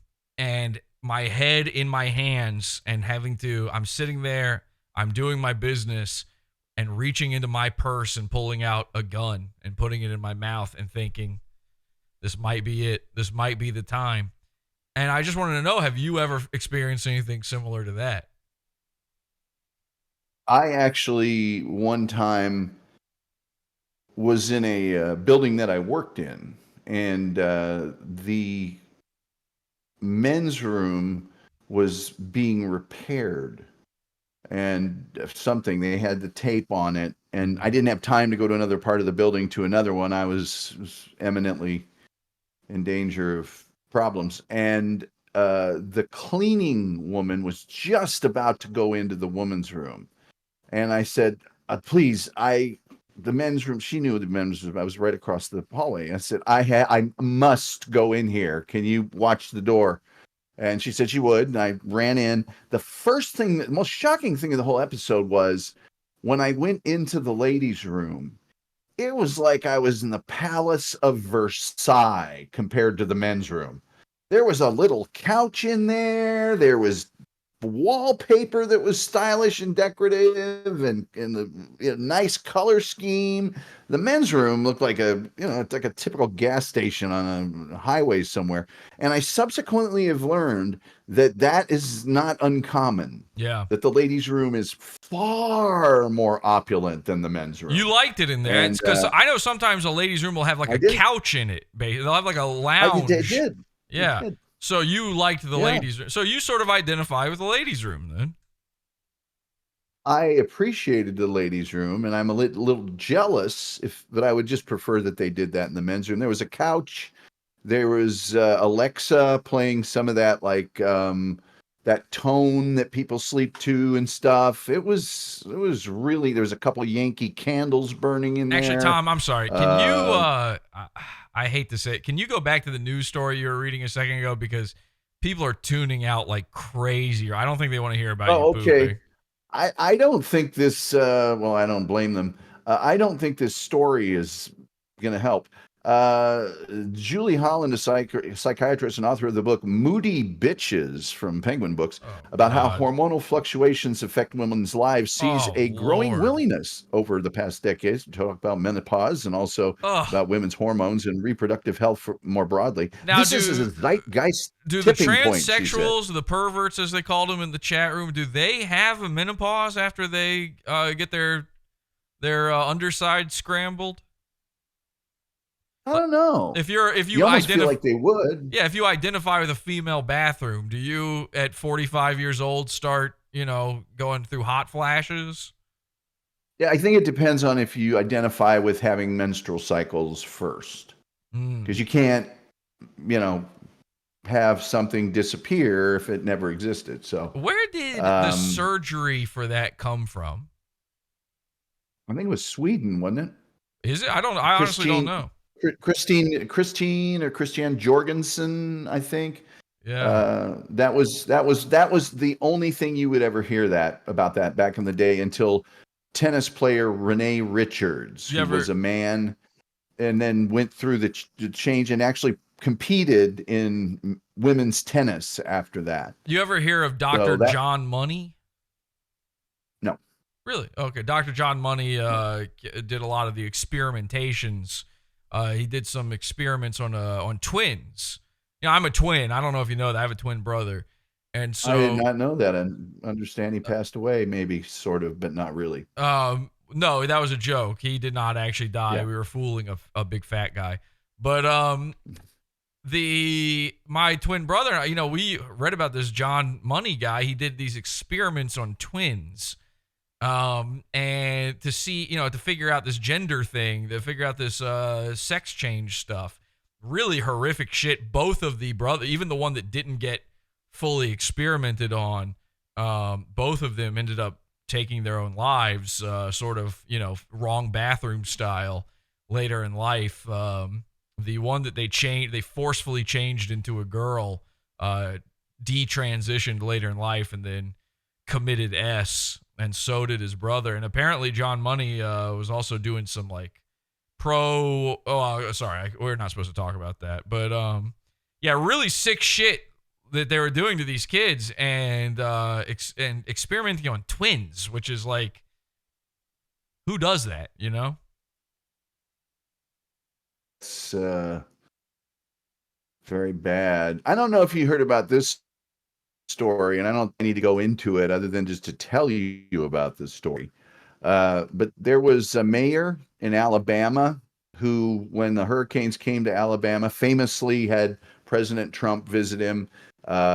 He was very, you know, forward in the media, and he was a pastor locally. Stop me if you've heard this, but some Republican watchdogs searched into his internet background, deeply into it, and found that he had been dressing up in women's clothes. Story of my life. Did you hear about this? Story of my life. And I don't mean, and this is a big dude, man. This is not diminutive.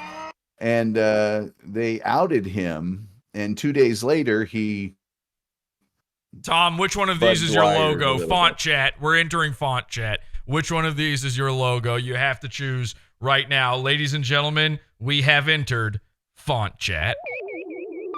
The answer to this question is that neither of them is my logo. One of these. Now, Tom claims. No, my logo within sort of a TV chat with antennas, and it says the Tom Gulley Show.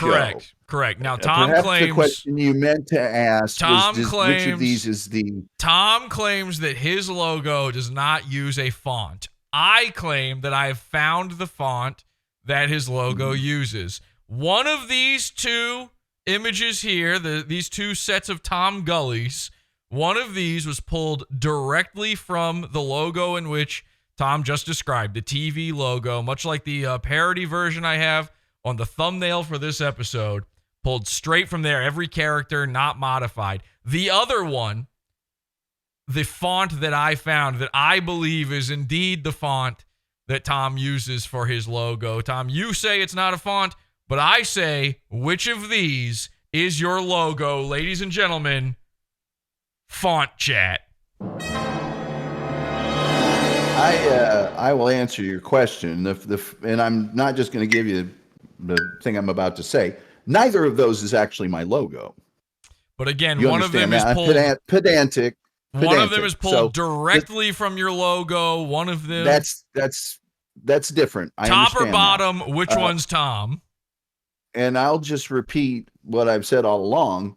You have something so incredibly close to what is in my logo that it's pretty much the same thing. But I can't really answer your question. Which because one? Top or bottom? I would just use my logo. I have my logo. So going through the process of figuring out which one of those is actually, you know, the thing that is Tom, in this my is a test. logo This is a test. of no interest to me at all. This is a test. For the next 50 seconds, you can no longer be pedantic. Tom, which of these is your logo?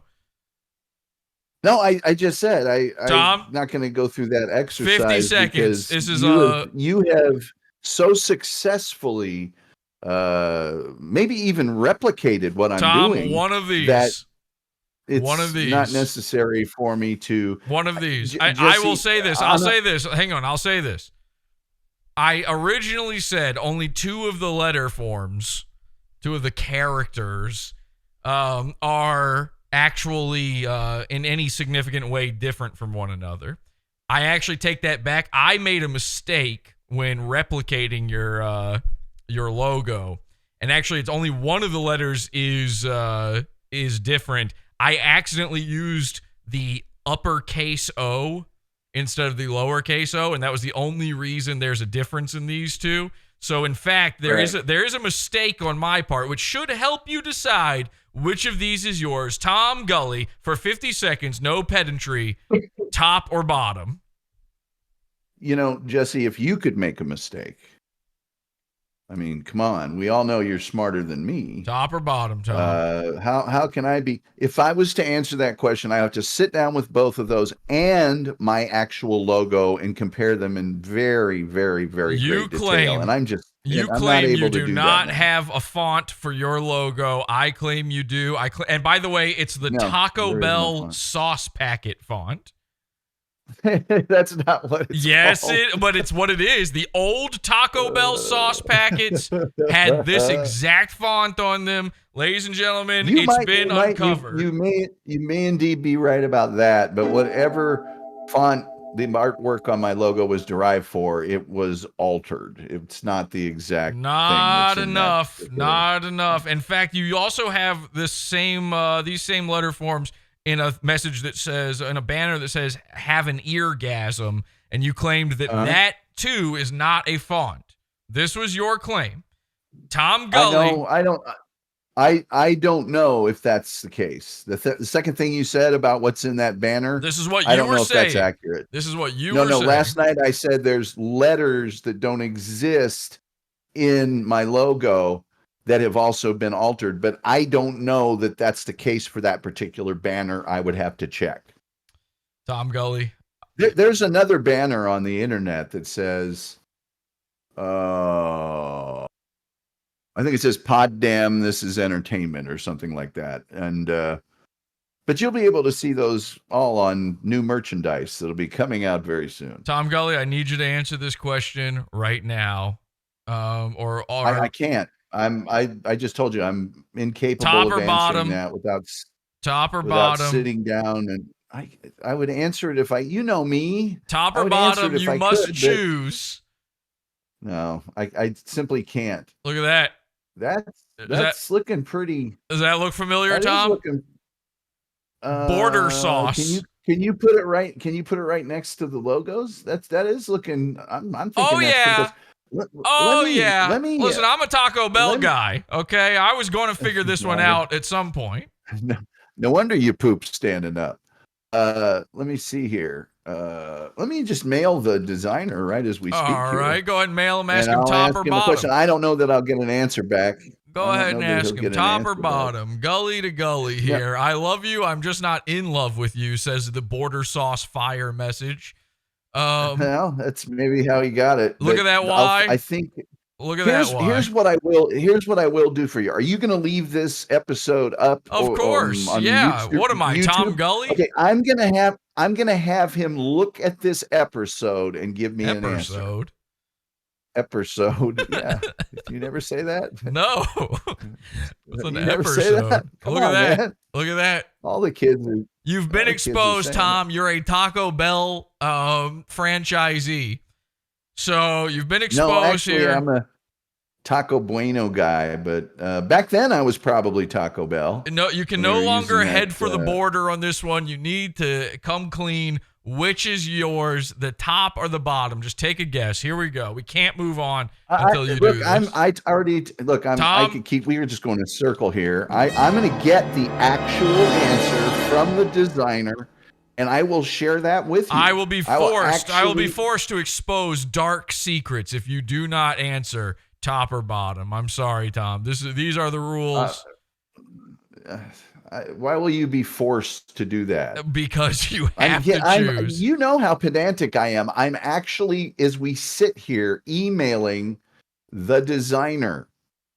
Salvo Pancakes for $10 says, Q, Tom, PodAwful is a block guy. He mutes, he deletes, he censors. How would you describe the hypocrisy of the troll guy who waddles away from any adversity? I had to make this alt just to ask, he says, for $10. Salvo Pancakes, friend of the show.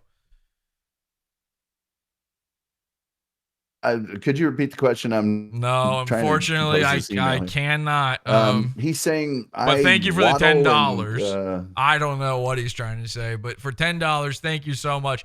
And thank you for making a brand new account just to send me that money. We will be reporting you to the IRS for that. All right, top or bottom, Tom? Which one? One of the. Hold on a second. Am I frozen with you? No. I'm opening up. This new wind has really locked me up. Yeah, it's lagging you a bit. It's lagging you a bit.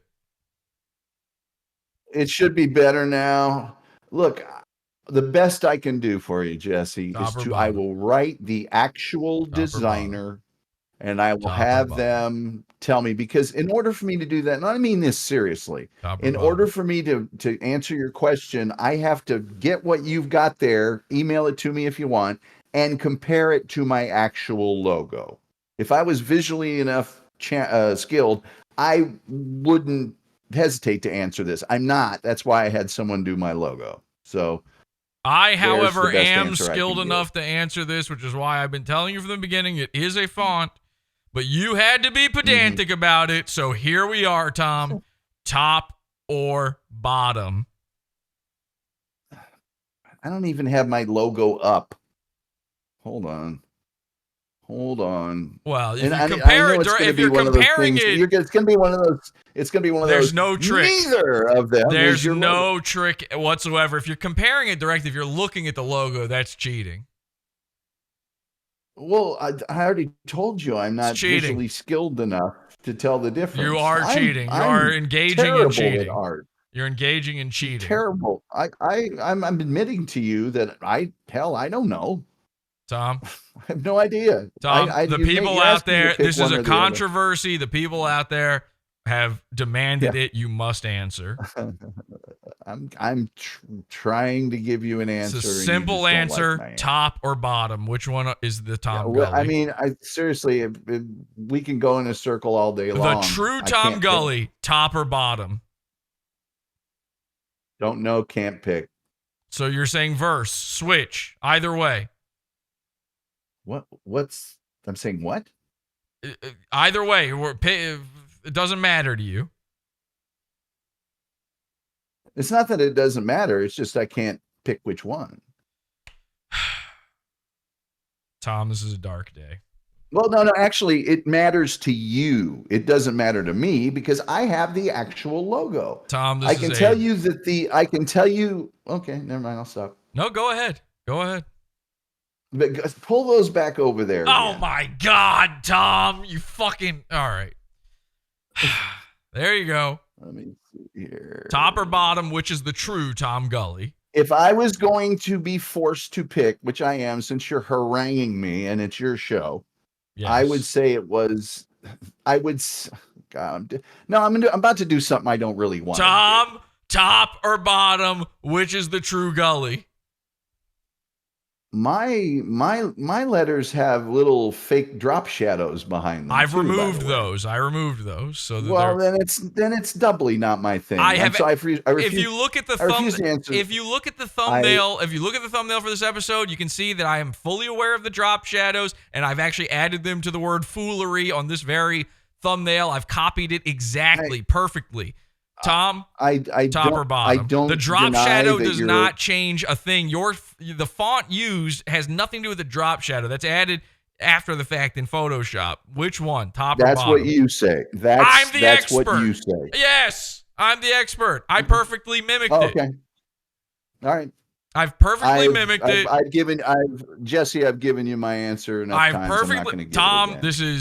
We're getting scammed here. We're getting scammed. You're right. You are. Tom, so that's it. I'm going to need you to choose top or bottom. You made me unfortunate. You made me move RoboCam all the way back to where he was before for this. You almost answered. We were so close, Tom.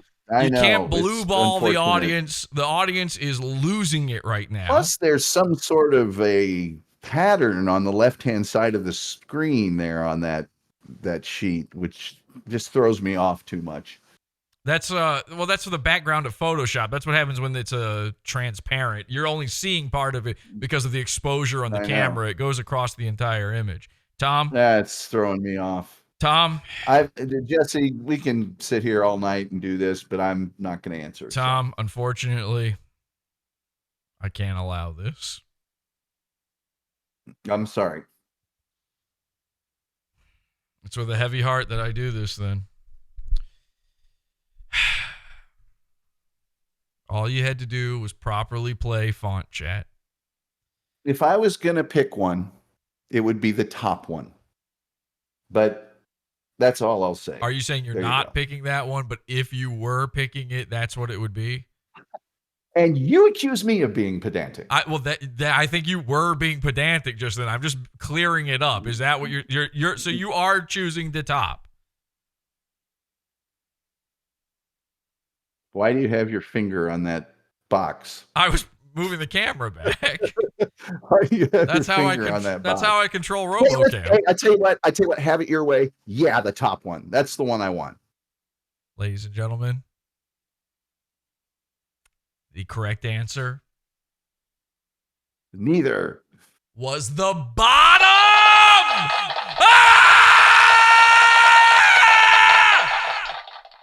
I've perfectly replicated your logo using a font called, by the way, Yo Quiero. Yo Quiero, because it's a taco. I can tell you that, and you know how many fonts are almost Taco Bell. the other font, but I tell you what, if you watch the Tom Gulley Show tomorrow, I will go into this issue, and I may have the actual designer on the phone with me. Now, here's the thing. Let me be clear. As with many fonts, this font goes by many names. It's the exact same font. I actually have 3 versions of this font, but my favorite version of it, and by the way, version, again, it's just a different name. My favorite name for it is Yo Quiero, just because it is the Taco Bell sauce packet font. What are the other names that you have? Because one of them, I might would go, have to- you know what? That's the name. I would have to look. I do have 3 versions of it on my computer. Oh, you would have to look. I have memorized this Well. Yo Quiero so that I can use it when I'm doing Tom you'd have Gulley to stuff. look. I'd have to look. I'd have to look. Listen, So Tom. would I. Tom. So would I. That's, Tom, I said I'd sorry, have to look to sorry. tell which one was mine. Sorry, but in a But I was wrong. world, I was sorry, totally wrong. Tom. I couldn't even pick my own logo out. I was In totally a wrong. There you world go. of tops, Tom Gulley, you were the bottom. Sorry, you lose Oh, this man. one. You lose That this hurts. one. Well, listen, it's not I'm my good. fault. That's fine. It's not my fault. And can I ask you about this? This is a little bit unrelated. What was this about? April 21st, 2003, you wrote, "Me versus the world, day 52. What's all this hubbub about date rape? You don't hear guys whining when they get stuck with some horny Bowser on a blind date, do you? Basically, we're just talking an exchange of a few bodily proteins and hormonal fluids, right? You give me some of your gravy, I give you some of my gravy. And sorry, Patsy Schroeder, but the word date constitutes to old-fashioned guys like me that the price of a meal has changed hands in the transaction. So let's just call it even, huh? Me 40, world 12. Is that? First of all, it's 20 years ago. Yes. Over 20 years ago. Yeah. Second of all, is that from You were 40. Is that from a? Trying to think of. There was a. Like it was almost like a blog posting site or something that a magazine I was working for had a whole bunch of stuff on it. And I don't recall having written that, but a whole bunch of people posted on that account. And that sounds like the Me versus the World sounds very familiar, but the rest of it doesn't. And I wasn't the only one posting on that. So this was posted under your name on a website, and all of the Me versus the World. My name? Yes. Was under my personal name? Yes. That's Well, how. it was on my account. I know that, but I don't And recall it being all of the my me name. versus the worlds were written under your name. It wouldn't even make sense if That- they weren't, because it That was. that doesn't sound accurate to me. But what was the name of the? I only have the I can't- screenshot here in front of me. I have to scroll back through a bunch of shit to find it now. But yeah, me versus I don't. Now, I don't recall that. I find doesn't sound like something that I would have written. I so find your I words can't here comment on it. interesting, because you said you give me some of your gravy and I give you some of my gravy. And, you know, earlier we said you would come mashed potatoes and your girlfriend would come gravy. So, Well, you said that. well, you said you that. I didn't agreed say that you like mashed potatoes. I think is the we thing. I think it's important that I immediately interjected that it should be butter, but I would like to know the name of that. I don't. The Me versus the World was a bunch of people writing to that, and it was not that account that I had anyway. Was not under my name. Okay. It was under the name of whatever. I can't even remember the. Because it was that all was also published on a website independent. What was the name of that site? The site itself was for all sorts of writing and publications. I can't remember the name of it now. So you because would, it's been 20 years. You would say that maybe it's possible, at the very least, it's possible that perhaps you did not write this whatsoever. I would say it's 100% sure that I didn't write that. Because we only could have found it by Googling your name, obviously. The only way it would have ever come up. And sure. Now this was If found. you say so. This was found some time ago, and people have been the Gullerinos of PodAWFUL have been very concerned about this kind of writing. Right. Would you say that whether it was you or not, has your stance on date rape changed? Well, no, because that's not my stance. I've always been against it. Okay, very good. Ladies and gentlemen, I And think incidentally, this is the thing I was talking to you about before the show that I was sure would happen. What do you mean? I told you before the show started that I was waiting for a thing that I wouldn't like, that I wouldn't like. Why wouldn't you like this? It program. wasn't, we got to explain that you didn't type it. Because it's another of the things that I'm presented with by you and your folks that you just know I won't enjoy answering. That's not materially Well, if true. it's not you, who cares? All right, it's not you. Ladies and gentlemen, Tom Well, Gulley. I care because it's another thing that's being associated with me, and you know I don't. You keep interrupting me. I'm trying to say, ladies and gentlemen, Tom Gulley against date rape. Thank you. Thank you, everybody. So now it's cleared up. Play the clappy thing. I love it when you do that without the box. Wait, what? The clappy thing that you have that you used to do with your little sound box. That's what I'm playing here. It's all hooked up here. I can't hear it. I can't hear it. Oh, you couldn't hear it? It might be just too quiet. No. But thank you for playing that. I always enjoy that. See, I've got the Miami sound machine hooked up to this machine. I wired it in. Oh, okay. Wow. And yeah, I can't believe you can't hear that. You can hear this though, right? I have autism. I Yes. can't help. None of this makes any sense. Discord is bizarre, and I gotta figure all this shit out. Okay. Jared. It is Jared's fault. I do blame Jared. By the way, just for the record, there are probably things out there that I have written that I'm not crazy about having written when I was younger or whenever, and and you guys have done a really good job of tracking down things about me. It's a little surprising to me that none of the good things ever show up. However, there's things out there I'm not proud of. Like I know what? you feel the same way about some of your past efforts. Like what? Like the things you did for the news early on. No, in I your mean, like, career what that did you do that you're not proud of? Like what? Oh, I like you just showed me something that's 20 years old that I have no knowledge of.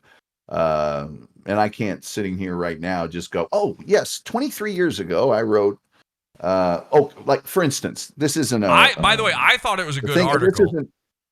This isn't I a agreed thing with that. it. This isn't a. This isn't a thing that I'm ashamed of or anything. But like my high school creative writing magazine that they had, I wrote a story in that when I see it now, it makes me cringe. Not for any other reason that it's something that a high school boy would have written. It's not that it's about a subject that I'm uncomfortable with. It's just the writing is bad, and it's you anybody that looked at it would say, "Oh, a teenager wrote this." So there's things out there like that, Well, Lucas and other Malagu, things. I mean, I've written a lot of stuff, so.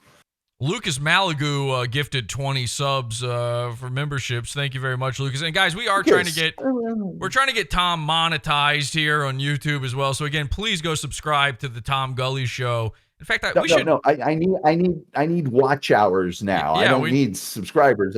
So open up like 5 browsers and click a show in each one of the 5 browsers. Leave it open, put it on loop. We're going to give you a taste of Tom's show so you can see what it's all about. Salvo pancakes for $2. No, don't do that. Don't do that. What? That's been proven to be poisonous to my show. No, we got to show them what it's like. We've done this whole show. We haven't shown them what it's like. I'm joking. Just go ahead. Fake Salvo says, what's the green bar beneath Tom? Do you know HDMI? Tom? I know what HDMI is. I mean, I don't necessarily high definition something else, but. Okay. Great chat. Thanks for the 2. All right, let's end it here then by playing a little bit of your program. I think now, back on I think Tuesday or whatever it was. You've been keeping up the episodes again. I keep saying this. Go ahead. What's up? This is because we talked about a thing that you would do that I wouldn't like, and I'm not blaming you for this, by the way. This is probably the worst thing that you could do is play my program for me. Well, here's the thing. I don't enjoy this. Tom, I love your program. I've told you that forever now. For 2 years, you've been hiding old episodes. I think you must be proud of these episodes in reality because you've been leaving these ones up for the past week. So I just went back to the oldest one this week here, and I've hit about midway through here, about 39 minutes in, random spot just to see what the show is all about. Now, again, I want you to be able to hear this. So I'm gonna play a little bit of it. Tell me if you can hear this. I'm gonna jump ahead here because Dan Bongino. Nothing there. All right, let me try.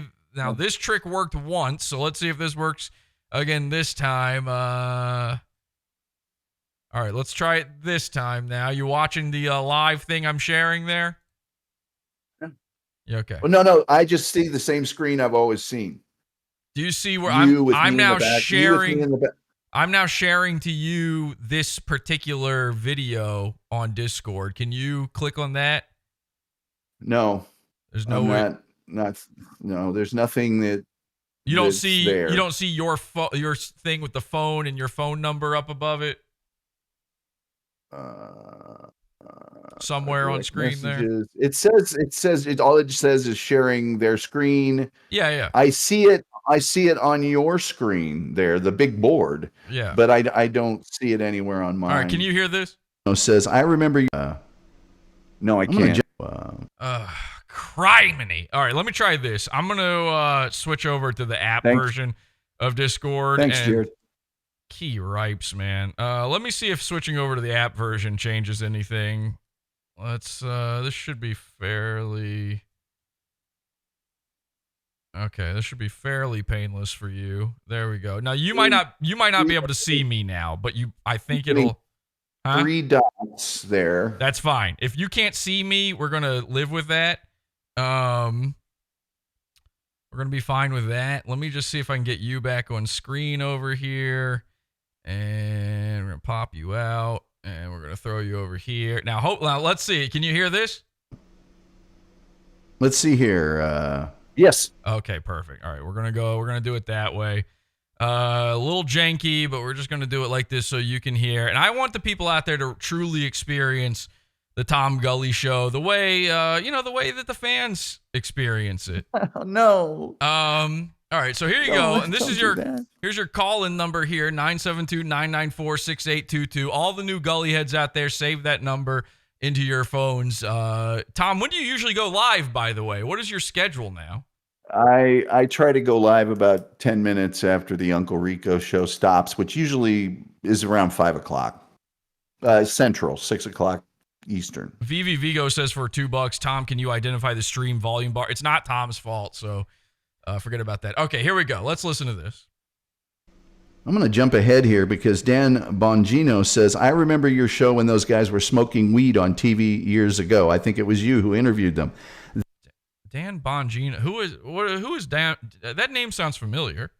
I think that's somebody impersonating a super right-wing pundit on the radio that ran for Dan Congress. Bongino's the I know him from like Revenge of the Sis. Those guys talk about it. Okay. That is correct.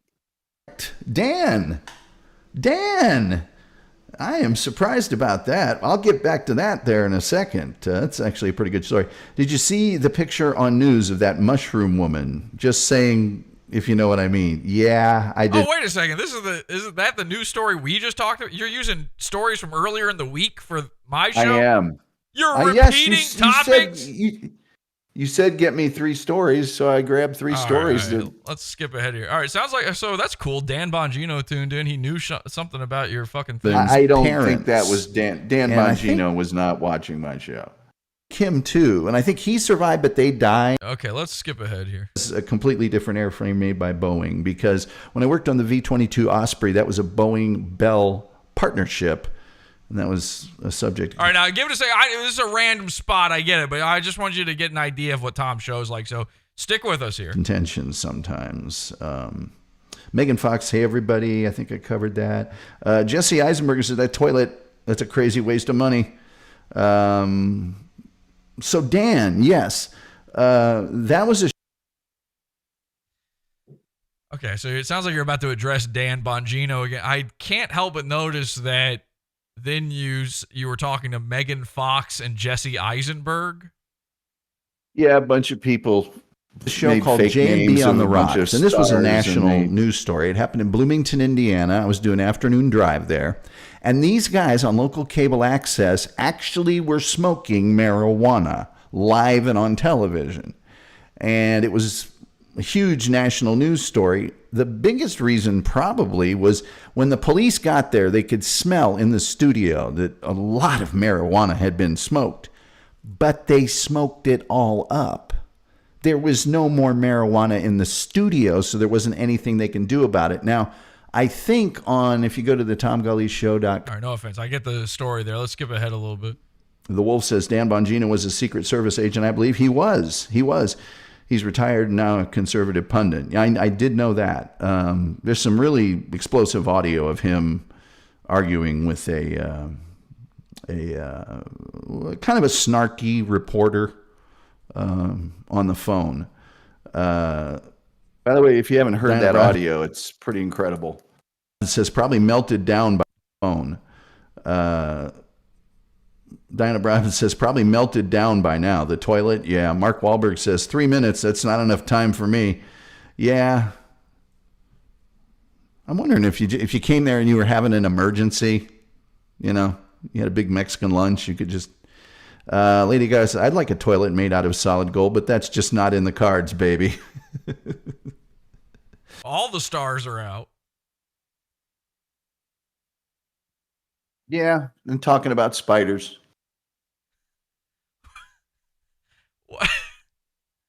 I'm a little confused on this because I haven't heard this back yet. I know about the spiders thing. There's some weird spiders thing going on. Now Mark Wahlberg and Lady Gaga are in here talking about golden toilets with you. Yeah, I'm losing the sound of the playback, but that's okay. So I can't. All right, we'll just play it then. No, I've got. I think I've Slater got it said I had a gold toilet back in. Wait. Christian Slater said I had a gold toilet back in 1988. Now, didn't we all? Christian Slater's here. The Wolf says I think Lady Gaga used Pervitin. Yeah. Megan Fox says I love this show. What is Pervitin? I can't talk about it. What does that mean? That means I've been asked not to talk about certain things by you. And I'm sure you know those aren't actually Christian Tom, Slater. wait, hang on a second. Tom, what is pervitine? Is that You can Google it. Does that have to do with perverts? What does that mean? I take the fifth. It's something everyone can Google, or they could listen to one of my past shows. Well, we're listening to the past show now, but you flew by it and talked to the next celeb. So far, Chuck Norris says Tom gets all the good scoops. I wouldn't expect it. What is I want to know what is that like is that one of those P word things we're not supposed to talk about? I'm pretty sure that that's something they used to kill spiders with. Pervitine. All right, I'll go. Fine. You're gonna make me Google it. How do you spell that yourself? How do you spell pervitine? Jesse's choice to. Oh, here we go. I don't even know. No, I got it. Pervitine, an early form of methamphetamine, was widely used in Nazi Germany. I don't think that. Well, you may be right. I don't know. I don't really know enough about it to speak on the subject. Why are you always talking about Nazis on your show? Every time I call in, it's Nazi. I'm not. I was talking about an over-the-counter thing that somebody brought up on my show. I can't really be responsible. So you're for what saying that bring nowhere in this program you mentioned Nazis. You just happen to bring up this Nazi meth. No, I do not. I don't. And this is another of those things that I knew would happen, by the way. You knew that you would bring things that you would bring up and then turn into something else. It's quite comical. You just brought up the pervitine thing in this random clip. I literally just clicked the middle of the search bar in your video. All sorts of, the freewheeling nature of my show would ensure that all sorts of things are discussed that I don't bring up. But it's always Nazis, Tom. No, that's an overstatement, and that's an inaccuracy. I feel like, and you know that. And again, this is one of those things. I mean, I'm glad you're having comedic fun with it. Can we just be? So go ahead, say whatever you're going to say. It's already. Just say it. Listen, it's already come up. By the way, I can't really see anything on my end here. Yeah, it's because I had to switch over to the app thing, and now the video's not working. And we have to choose video or sound. I think sound's more important right now. Well, I don't. Just to be clear, can we just address now that we've brought up the N word here? That I asked to. I didn't bring it up. Well, you brought up the pervitine thing. I didn't bring it up. I answered a question in my chat room. Listen, I asked you not to talk about the N-word, but now it's come up. Let's just get this out there now. You're against N-words, right? Of course. Okay. Anything less. These aren't actually scoops. These are, again, this show is completely unscripted on anything. I do no show prep whatsoever for this program. You believe that the N-words in question caused the Holocaust, right? Because people are asking now. You asked me not to talk about this. Again, now that it's been brought, we broke the ice on it. It's already happened. The fucking cat's out of the bag. We didn't do anything. Fine, but just to be clear, you believe that the Holocaust happened, correct? I do. The N-words caused it. Yes.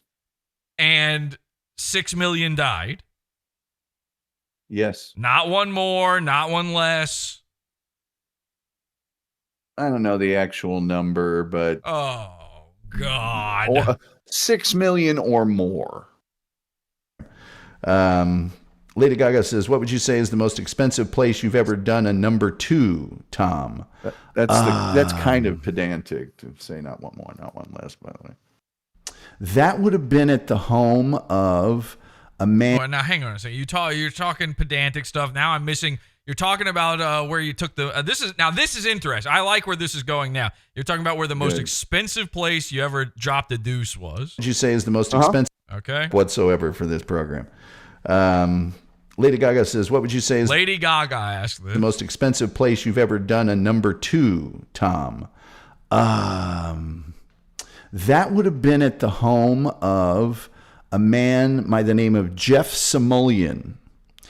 who owned the Seattle Mariners for a while. But What, Tom? Why are you making that face right now? What is that face you're making? Well, it's because I can't see myself on screen and I forget that I'm on camera. Oh, and I'm listening okay. and I'm listening to the story that I already know. And I know that because it's on my show, it's not that interesting. So I'm just kind of whimsically going, gosh, I feel sorry for these people that have to listen to this. Honestly, this is the kind of stuff I wanted to hear. Owned a tremendous amount of radio stations and stuff. And on his kid's 16th birthday, because he owned all these radio stations and he was incredibly wealthy, his kid had his bar mitzvah, and they threw a party, and his house had like 4 or 5 stories. And on one floor, Aerosmith was playing. On another floor, Tom Petty was playing. I mean, he had these... Wait, you saw Tom Petty and Aerosmith live in the same place? Yeah, I don't know that they were there at the exact same time. I forget who... He had these like amazing bands. I don't know if Motley Crue is one of them. I mean, I just wasn't into most of those bands, but this guy... He had all these spectacular musical artists that were there. Was Lady Gaga there too, or no? No, this was far before Lady Gaga. Oh, okay. And he had actually like an amusement park, a temporary, like what you might see at a state fair or something, on his property and stuff for this kid's party. It was just spectacular. Okay. It was just insane. And I think that's probably the most expensive place I've ever dropped a deuce. The Wolf says, I love all these actors listening. I do too. Chuck Norris says, LOL. Oh, they were in studio smoking. That's wild. Yeah, and then they... Okay, hang on a second. So I'm looking at the chat now, though, because of this actor comment, and there's no actors in... Like, I don't see these names. No, they don't follow me around. They're busy. They probably don't know where your channel's at. It's set... No, no, what I mean is in your... I'm looking at your chat from this episode, and it's not... It doesn't say Lady Gaga at all. It says Donna Klein, Paused Up Patriot... It's like just random people's names. I don't know where these like celebrity names are supposed to be coming from. I don't either. I told you that earlier. I don't think they're the actual celebrities. And if you do, then good on you. Well, it's kind of confusing. Webpage. I know. Imagine how I feel when I'm on the air under the gun. Okay, hang on a second. Let's. Tom Petty was playing. Maybe I'm just. Oh, maybe I had it on top chat and I needed it on live chat to see the celebs. Who knows? Have 2 hours. This says... Hard to say. All right, hang on a second. This says David Finkel. I'm not seeing any celeb names. Porntation. You're just spazzing out. Trying that might be people who have just gone in since I unbanned them. I don't know. I can't Totality. Freed says, thank you. Looking forward to that. Yeah, we'll get back to that. Matthew Broderick says, I've got some good spider stories. You're saying Matthew Broderick. There's no Matthew Broderick in the chat. Well, I know. I can't tell. Weird, we all have isn't it? our own discretion. Let me see what's going on there, because I don't remember any of those folks being in my chat room. But, you know, if the unbanning of people was a bad idea, I can go back and just reban all of them, because I saved a document that would allow me to do that. I do. And don't you hate it when you find a cobweb or a web and you can't see the spider? Okay. All right. So is this where the spider stuff started? No, it started long before that, I think. I don't know. Jesse, I don't keep track of anything that happens on my show. Well, it's odd. You're just talking to celebrities about spiders. It's one of the strangest shows I've ever heard from. Like, usually your show is just reading news articles. Yeah, I know, because I'm talking to actual celebrities. It's kooky, isn't it? This guy. Where's this guy camping out? Do spiders make cobwebs, or do those come from corn cob? No, spiders make the cobwebs. Spiders definitely make the cobwebs. What? Megan Fox says, haha, like that, no doubt. I don't know what that means. Positive Patriot says, hell yeah, brother. Christian Slater says, this is true song. Megan Fox says, sorry, I'm not home right now. I'm walking into spider webs, so leave a message when you call back. Tom Cruise says, I've gone camping and woken up basically cocooned in a spider web, had to rebirth myself. Christian Slater said, I had jumping spiders in my basement when I still lived with my mom. Those spiders that jump super fast, you'll see them and you'll go, I'll step on. Okay, all right, there's enough spider talk. Let's skip ahead a little bit. Let's skip ahead actually 10 minutes. The story is this. My brother, when I lived on a farm, we had a back pasture that would grow up with weeds.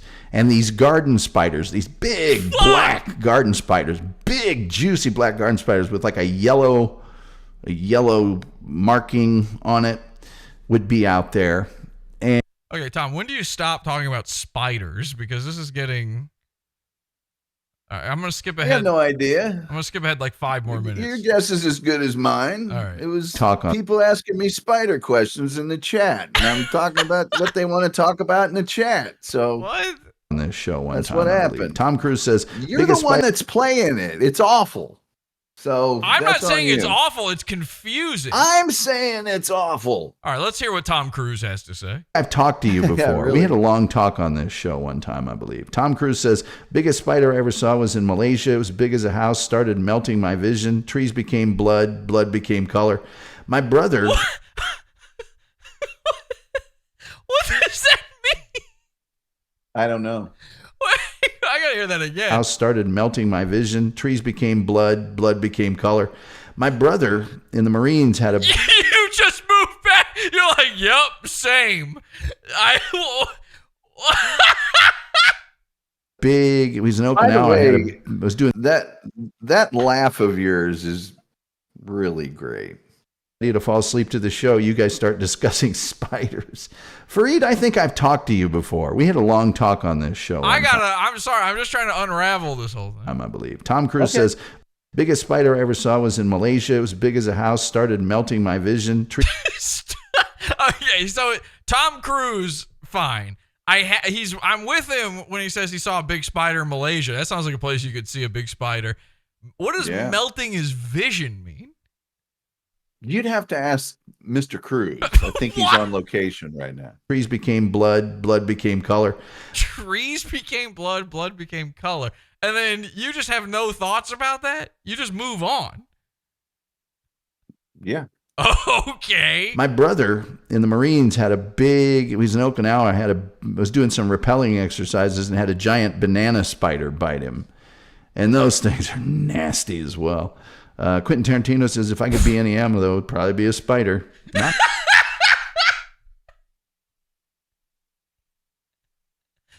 Again, great laugh. Just a great laugh, Jesse. Your laugh is like the lilting of the, Have you ever met Quentin Tarantino before? Yes. Okay. Not me. Christian said, remember the giant spider movie on Mystery Science Theater?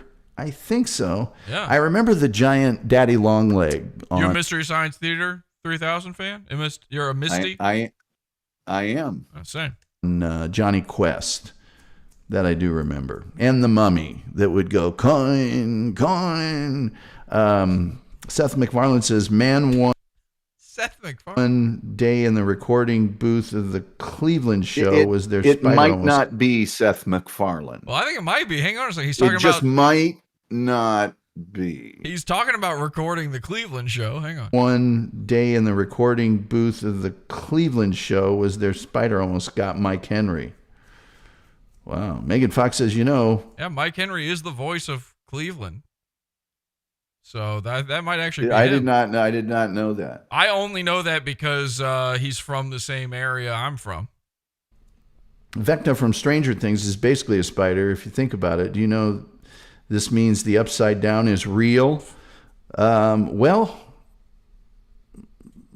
my only connection to Stranger Things is that it takes place in Indiana. Other than that, I don't know much about it. I'm waiting for that series to end so I can watch it start to finish. I got to be honest. Maybe I picked a bad one. Should I try a different episode? Because this one kind of sounds like you're unspooling. Like this sounds bizarre. Well, I don't think I'm unspooling. It's just my usual not that great show. I don't know what you've listened to enough of my shows to know there's really not a lot in the well. Should we try a different one? I would prefer not, but it's, man, you're going to do what you want to do anyway. So I'm sitting here.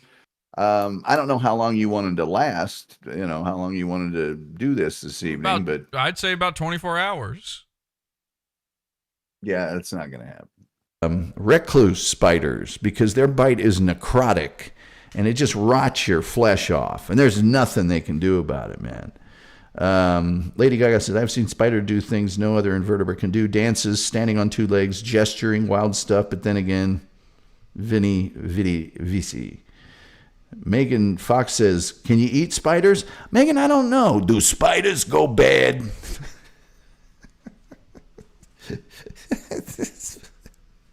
Do spiders go bad? Does anybody know? The Wolf says everything in Australia is deadly. You got that right, man. Who is that guy? Harry Palmer, that older dude. He was way before the Crocodile Hunter. And he had that nature show where he'd go, if you're in the outback, don't touch anything. It's probably poisonous. And then I was watching an episode where he was holding a marmot or something, and it just bit the whole inside of his palm out. What's a marmot? I don't know. Okay, you said it. What's a marmot? I know. I think I was trying to say a different thing, and I said that instead. and I think I might have been, it's marmoset or something. I said a dumb thing on my show. Again, I'm not. I just sadly. literally want to know what a marmot was. I didn't know. I don't know. Maybe one of your followers can draw a mythical creature instead. Marmot. Maybe that's it. I don't know, man. I don't have. Salvo Pancakes for $2 skills. says, and we're gonna wrap this up here soon, Tom. So get your super chats in if you're gonna get them in. Fake Salvo says for $2, Tom, what's a white American ethno state look like? I don't even know what that means. I think it would look like America, but with only white people. It's kind of answers itself. Well, a very stupid question. yeah. It'd be America, It really right? does. Yeah. Ethno state. It would just be, well, I guess it wouldn't have to be, oh, no, you said white American. So, yeah, it would just be all white people in America. Another $2, he says, Tom, should Jesse, and he spells my name wrong, likewise unban all of his bands? Ooh, interesting question. That's up to you.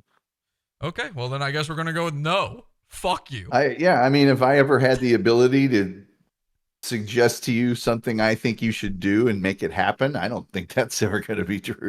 Well, let's skip ahead in your show here and see what you have to say. Spider. Maybe something about a marmot. Whose house was I thought at? we were super chatting. Oh, I was, we got to give the people the time to send in their final super chats. Listen, this is it, guys. Tom clearly will never, ever do the show again at this point. So, No, You'll do it? I didn't say that. That may be true, but I didn't say that. Oh, okay. So, this might be your last chance. Didn't you? Now I know this isn't true, but didn't you pay Santa Cruz Joker like a ridiculous amount of money to do your show, or was that just shtick? 50,000. You want to hear that interview? $50,000 I paid him. No, that's okay. I'm just saying, if you made me the same offer, I would do your show again. Yeah, I mean, when you do one $50,000 interview, you're kind of done after that. You don't really pull that one too often. You know what I mean? Yeah, I get you. I get you. Sorry, I mean, I would. Listen, if we had gotten to you first, I would have gladly given you the $50K. And by the way, Santa Cruz Joker wasn't too grateful for it either. Let's hear. By the way, a box of ho-hos maybe at this point would be enough to get me considered. I mean, people are hearing the show. We could do the future doesn't seem bright for the Tom Gulley Show, so it could be far less than that. Maybe people would like to see. Maybe people would like to hear your reaction to my interview with Santa. Because you're familiar with Joker, right? You've seen some of his stuff. Yeah, that's another punching down situation. But again, do you think there so? There might be some asking for it going on there. I mean, I would feel a lot better and a lot more like you were justified in messing with me if I had ever made any videos where I went, well, Jesse, I guess you think you've won, and done that sort of thing. And he's done a lot of that. And I remember I asked you what you thought the greatest moment in PODAWFUL history was, and you told me it was when the bread thing happened Yeah. right after somebody with a pickup truck drove by and said, "You suck, pot awful." So yeah. By the way, that has been supplanted. The greatest moment in PODAWFUL history is now the Red Rooms. Check it out. The Rufio Awful Ween episode, the Red Rooms. Now, just so all of your Discord people told me that to a person. Said it's the greatest thing ever. It truly is, and I do recommend you watch that. You like the Rufio stuff. Jason, I'm actually going to watch that tonight. Wow. Because you recommended it, I'm going to watch it tonight. And I will be recording very soon a director's commentary for it as well. So that'll be in the Pizza Fund. For those of you in the Pizza Fund, join at podawful.pizza. Jason Jankowski for $2 says, Tom Gulley, I will find you and I will get you.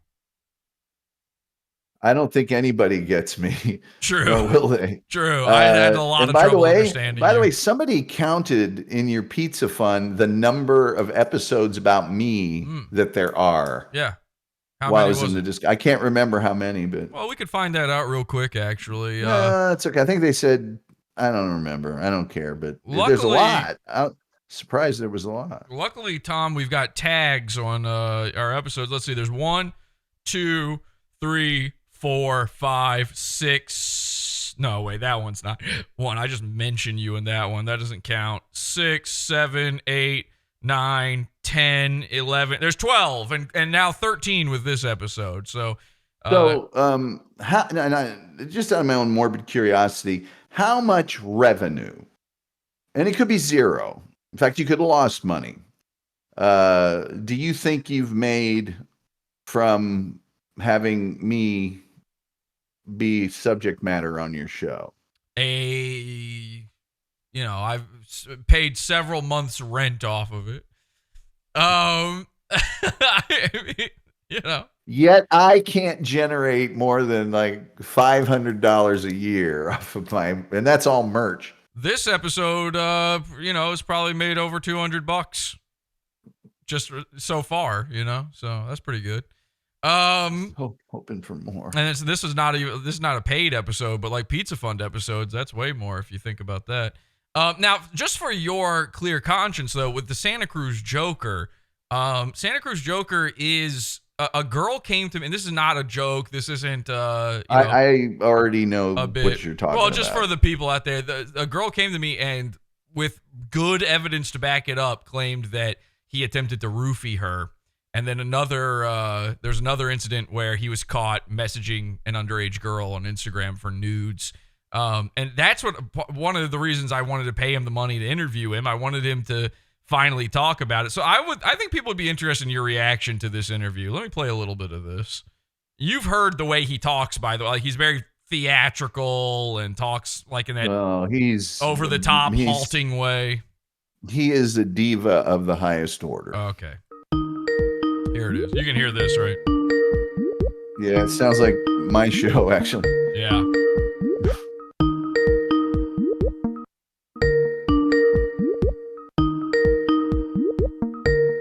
I probably shouldn't have left all this in the clip. Hello? Hello? Is that okay? Is that really you? It is I, Harlan Absher, the Santa Cruz Joker. Is this the real Santa Cruz? Except no substitutes. Okay.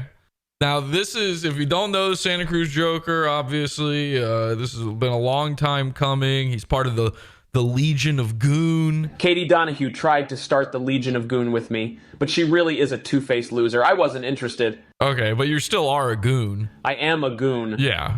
But anyway, the point is... Make this quick. Okay, yeah. I agreed to this interview, but that doesn't mean I've got all day. Okay, listen, I paid you $50,000 for this. You asked for $50,000. So that, like, right there, I hear that, and I'm like, fuck this guy. Like, he's trying to get out of it, and I've already paid him.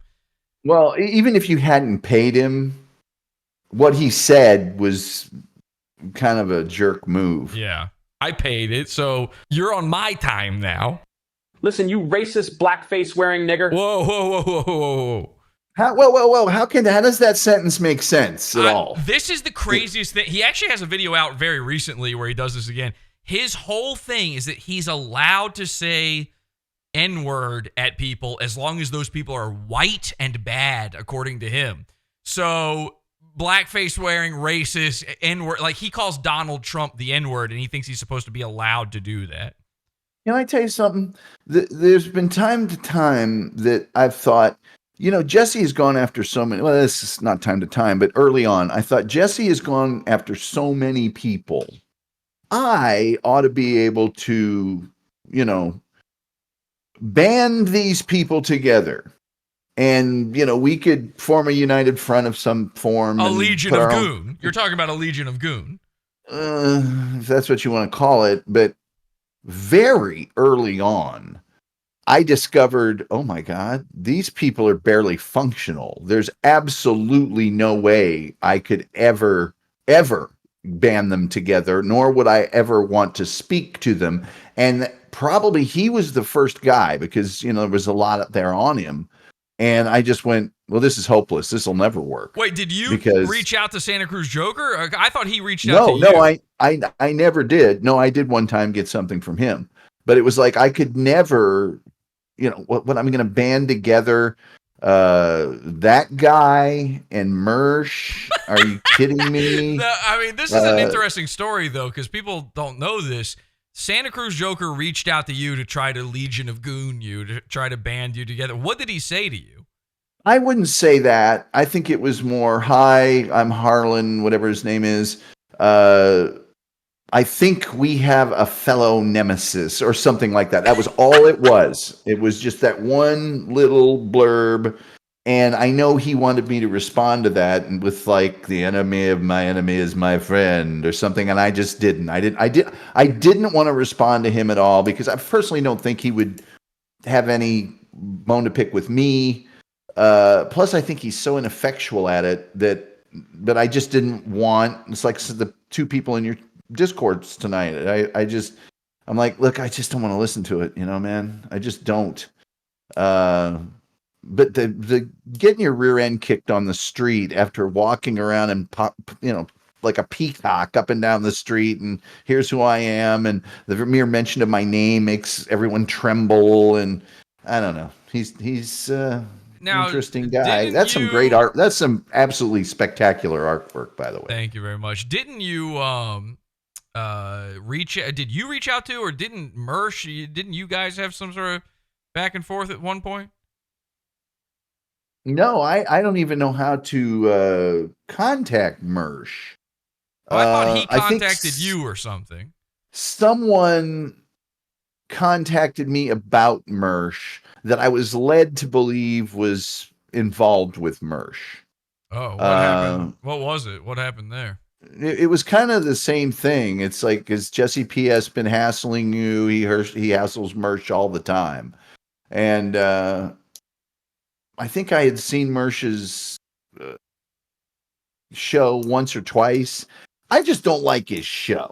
Okay. I'm not saying that to be a jerk. It's just not my cup of tea. I can't really comment in Mersh's chat room because, he might as well be shaking a plate like April. But I'm too lazy to use one of my other YouTube names.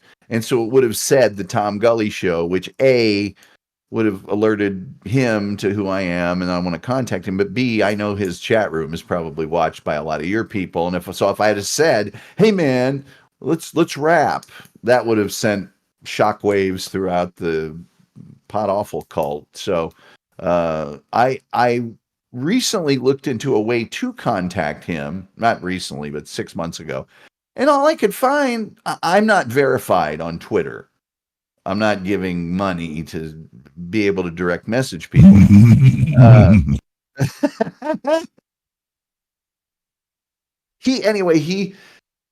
He's just got a page about cats on Facebook, and it's cats this, cat that. So he's kind of uncontactable to me. I mean, I probably could figure out a way to do it, but what's up with the cats with that dude, man? He has toxoplasmosis. He's basically a woman. If he went into a men's bathroom, he'd have to kill himself. It's just an interesting turn from I'm Johnny Right Wing, this and that, to I'm saving the cats. I don't know. I didn't see that coming. It's like, what's next? A quilting page? He actually admitted to killing one of the cats recently. He got one of the he got one of them killed. Let's go back to the Santa Cruz Joker. But that's very fascinating. It's this crazy thing, that this phenomenon that happens where the goons do reach out to each other to try to like form some sort of AA meeting, some sort of I'm not exactly sure what the concept is there, but some sort of commiserating, camaraderie, something going on. I gotta mute you if you say stuff like that, okay? All right. Can you at least come on video so that we know it's for sure you? You want me on video, it will be another 50 grand. I'm not paying you another 50 grand. Hello? Hello? I guess we should just start with the, like, obvious, most major thing. This is unreal, by the way. You're a pedophile. I mean, you were caught red-handed. So what if I am a fucking pedophile? Well, that would be pretty bad. You're the one who brings little kids on his podcast. This fucking thing about the podcast, bringing little kids. I had a kid call into my show once. His mom called in to, you were caught red-handed on Instagram messaging little girls. Do you sin? So I messaged some jailbait little tween slut on Instagram asking for nudes. Yeah. Now I'm the bad guy somehow? Yeah. Yes. I ask little girls on Instagram, do you send? Because I want to see a little girl naked. Wouldn't the real Joker put a gun in a tween slut's pussy? Okay, but see, this is the crazy thing he does, is he thinks because he's the Joker, he should be doing these like awful, insane things like this, and that somehow gives him a pass. Can I just say this without the video? You know, some people might say it's been created taking clips of things he's actually said on his own program and making a conversation out of it. I'm not saying that you did that. I'm saying he has spoken in self-narrative enough times that, you know what I'm saying? I do see what you're saying. He does that. That's why I wanted him on video. So, I mean, you hear me say it there. Nobody's going to buy it, because this is the thing, is he talks like that. Like, that is how he talks. He calls himself, it is I, the Santa Cruz. No, he's definitely got the royal we going on all the time. And he's very, you think I'm the bad guy? Well, so what if he's definitely that way. But I'm just saying, without the video, one could conject. I tried very hard to get him to come on video. And technically, I didn't ask him ahead of time. So it wasn't part of the deal. But yeah, I mean, that is how he has this thing where he thinks he is literally a Joker, and a Joker should be committing crimes and stuff. I tuned into one thing he streamed recently, and he's talking about like the thrill of the first time he shoplifted and how everybody should shoplift and all these stupid things. Like, I mean, this is just how he talks. It's really insane. You're not the real Joker. I'm the Joker, baby. I'm a villain. Right. Did you send her your nudes? Did you send I will say there are little bits where I edited out where he just didn't talk, and there's like these awkward pauses. So nothing has been edited out vocally, but any time where there was just dead air. Well, and another thing I'll point out is, okay, you can call me a lot of things, but I'm at least self-aware enough to know and admit that nobody listens to my program. Right. I love the people that do all of. Well, Tom Cruise and Quentin Tarantino. But I would say he is a guy that, like Chad Zumach, he thinks everybody knows who he is. Like, he's like, well, look out, world. I got news for you. And that's also sort of hilarious to me. Thank God you didn't team up with this guy. That would have looked bad. Of your penis, right? I showed her my Joker squirting flower, and she loved it. Okay, right. No, what about the girl at the Blue Lagoon? Yeah. The Blue Lagoon, that's the girl who supposedly he tried to roofie. I tried to roofie the girl at the Blue Lagoon. I wasn't going to rape her. She told me that you tried to rape her. You roofied her. I wasn't going to rape her, just show her a good time. The fucking bitch was giving me the side eye, and I could tell she was fat shaming me. Okay, well, she's fat shaming you. That doesn't mean that you are fat. I mean, you're fat as shit. I'm so fat I've snapped 3 scooters in half now. Yeah, well, it probably doesn't help that we're constantly sending you bread, but hey, get breaded. Bread is my favorite food. I eat it. I fuck it. I come inside it until the dough goes sour. Throw as much bread at my face as you want, pussy. I'm just going to eat it. Yeah, I know. So I guess if he could come any soup, it would be like a bread bowl clam chowder or something like that. Oh yes, I watched you roll around. I think that if indeed someone did take like a Mr. Jaws type thing song, if they did take quotes of things he said and wrote a script around it, and this was the script, that would still be kind of really funny. Round with bread. That doesn't mean you can roofie a girl at the Blue Lagoon because she thinks you're fat. She deserved it. No, she didn't. No, nobody deserves that. And fucking, we caught you. I would have gotten away with it too if it weren't for you and your little meddling blackface army. Well, that's the thing, Joker. That's the worst ending of a Scooby-Doo I've ever heard. Yeah. And by the way, like, blackface? Who cares? Like, every great comedian's done blackface at some point, you know? I mean, name one that hasn't.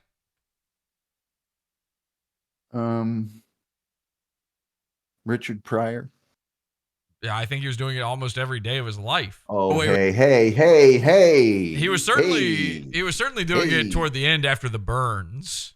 With any of this is what you need to understand, actually, is you're never going to get away with any of this stuff because I'm your Batman. You aren't my Batman. You could never be my Batman, I might have been the original Jesse. Santa Cruz Joker, but I'm your fucking Batman now. I deserve a higher class of vigilante. I sent Driftwood after you. Driftwood is closer to my Batman than you will ever be. Well, I showed up to your house. You told me to show up. You came to my house at like 10 in the morning and expected me to be awake, and you didn't even knock. I actually did knock. Then the next time you showed up, I wasn't ready with my mace and knife. Yeah, you were never going to be ready. Listen, I came there, I beat you up. That's it, I win. It was an unfair fight. So yeah, you beat me up, but you just won the battle. I will win the war.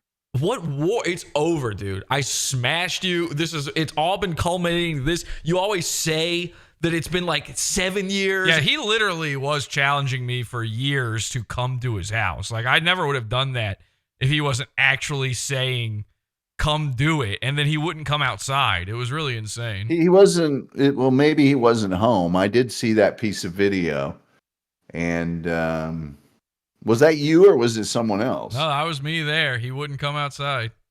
And let me be clear. There's like, I mean, listen, I'm not going to put everything out there, obviously, but there's stuff that happened that was not in the publicly released video where doors were knocked on, some yelling happened, so on and so forth. And I'm sure you've researched the laws in California, and oh yeah, for sure, you're able to do that. And I mean, you're allowed to go up to someone's door and knock on it. You're allowed to ask them to come out to play. Especially if especially if you're literally invited there, which I've been invited millions of times at that point. That's true. And I'm like, you're a Frankenstein. I'm a vampire. I have to be invited in. I got you. I've always made it really clear that people are not welcome at my home, and he should have done that. There's probably some signage posted, and well, the craziest part is I would take if he did invite you, so that makes it a completely different thing. Yeah. If someone was to come to my home unwelcome, uninvited, I would probably have a problem with that. And I'd probably do something about it. The craziest part is, like, even after the fact, where now he claims, like, oh, I wouldn't do anything. I was there and I didn't do anything. He still keeps inviting me there. Like, I could go back if I wanted. He says he'll kill me if I show up, but he also keeps saying, come back. Come on, pussy. Come to my house. So it's like the invitation is there. But, I've already proven the point that he's too scared to actually do anything. For 9 years. This is so ridiculous. You told me to do this I'm done with you, Jesse. You're a Donald Trump-loving faggot little nigger. Whoa. Okay, I already told you about the slurs. But aren't you gay, by the way, always saying the F slur? This is the craziest part, is like he claims to be bisexual or gay. Like, whatever's convenient, he claims to be gay. And a court of law found him to be legally racist and legally gay at one point, but then he uses these slurs against other people like they're bad, like it's bad to be gay. Well, he uses a lot of language that gonna make it difficult for people to get on his side. That's another reason why some of these people, it's like, I don't want to be associated with you at all, man. Forget it. He should be smart enough to know that too, but perhaps he's just not dealing with a full deck, and he's already been so ostracized by society he doesn't care anymore. True. Okay, I already told you about the slurs. But aren't you gay, by the way, always saying the F slur? I'm not really gay, I just say that, so I can get away with saying slurs, obviously. Okay, well, you were found legally gay in a court of law. We're doing this interview. Yeah, I was found legally racist and gay in court. That doesn't mean I should have to put up with you for the rest of my life. I paid you the money, now we're doing the interview.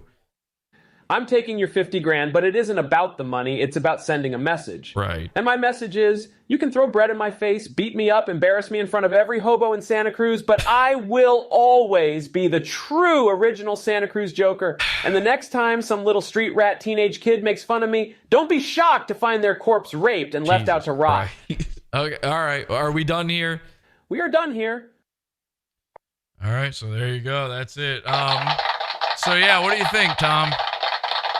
Santa Cruz Joker, because he put out a video I was actually, until you confirmed that we are doing this episode, originally my plan was to do an episode about the Santa Cruz Joker. He just recently put out yet another video threatening me, using death threats against me. What do you think?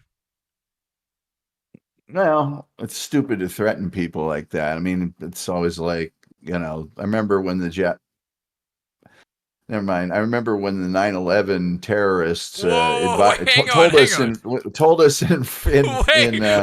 you about to say? I remember I was about to say. I was about to say the jets slammed into those buildings, but I remember when the 9/11 terrorists came and threatened us and told us what they were going to do. Advance. You just don't do that. And then the other thing I think about it is hang on. What are you about to say, Oh no, I was not about to say that.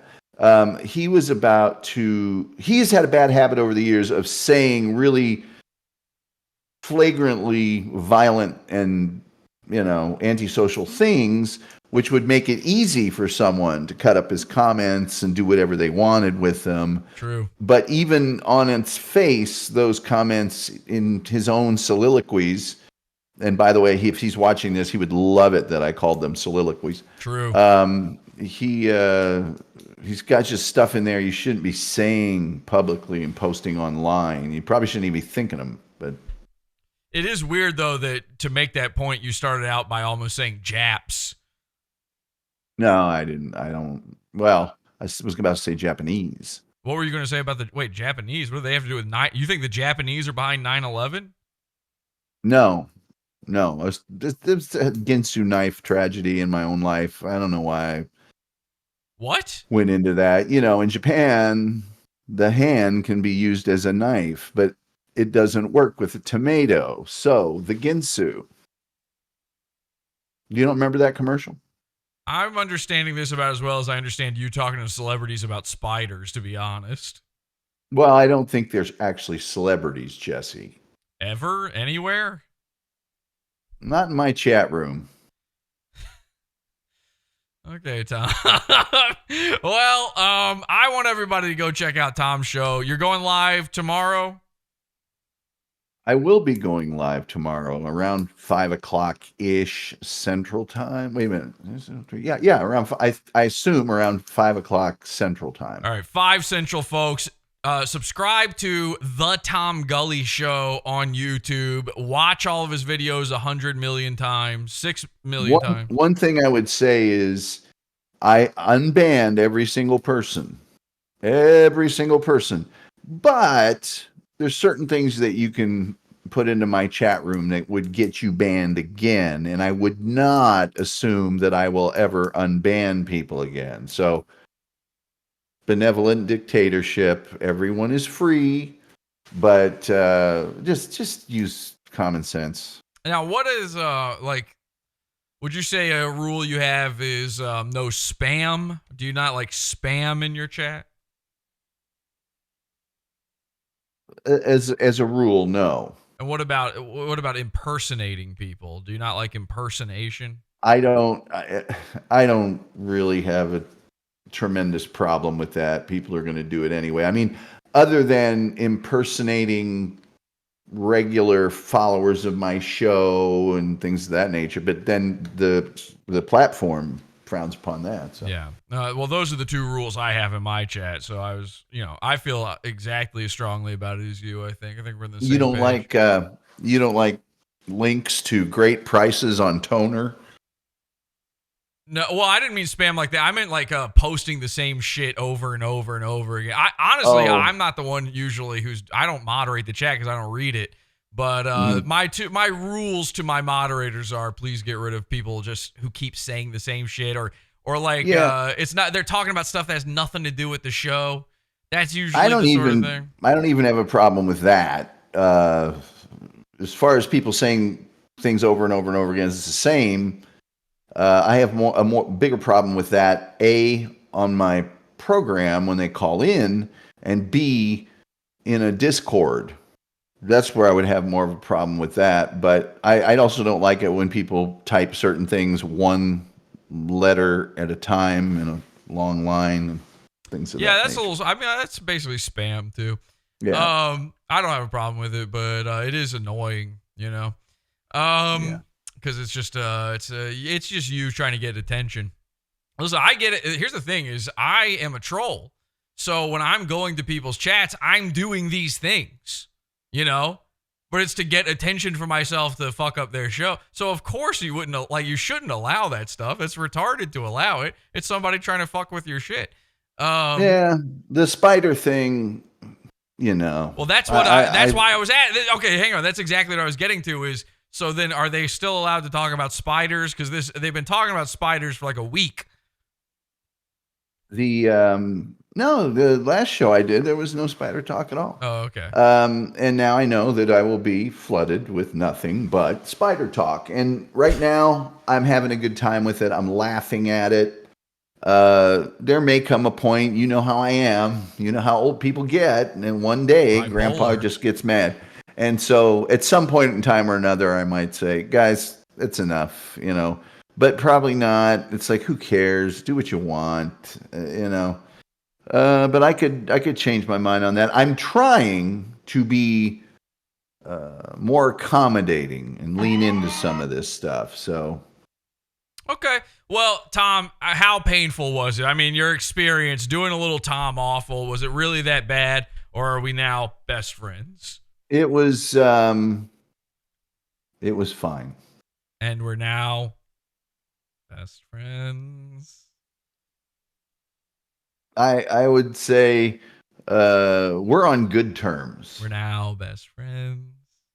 We're on really good terms. We're now. I think best friends. I think BFF things have to take a little more time. So like if we remain on good terms for a period of months, then you didn't get married to your wife on the first date. We're now best friends.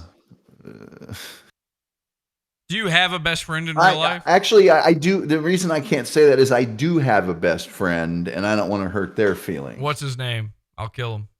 I'm not going to reveal any personal information of any kind on this program. Is it possible for me to get at least on the same level, if not surpass him? Or? Oh, yeah, it's possible. Anything's possible. I'm forever an optimist. Is your girlfriend at home, by the way? No, she is not. Nor do I expect her home for another 45 minutes or more. It's a long drive to where she went this evening. Where'd she go? She went to her parents' ranch. Oh, okay. Now, if she finds out about us... She knows about us. Will she be jealous? Is she jealous? No, she's not jealous at all. Quite the opposite. I'm intending to change that.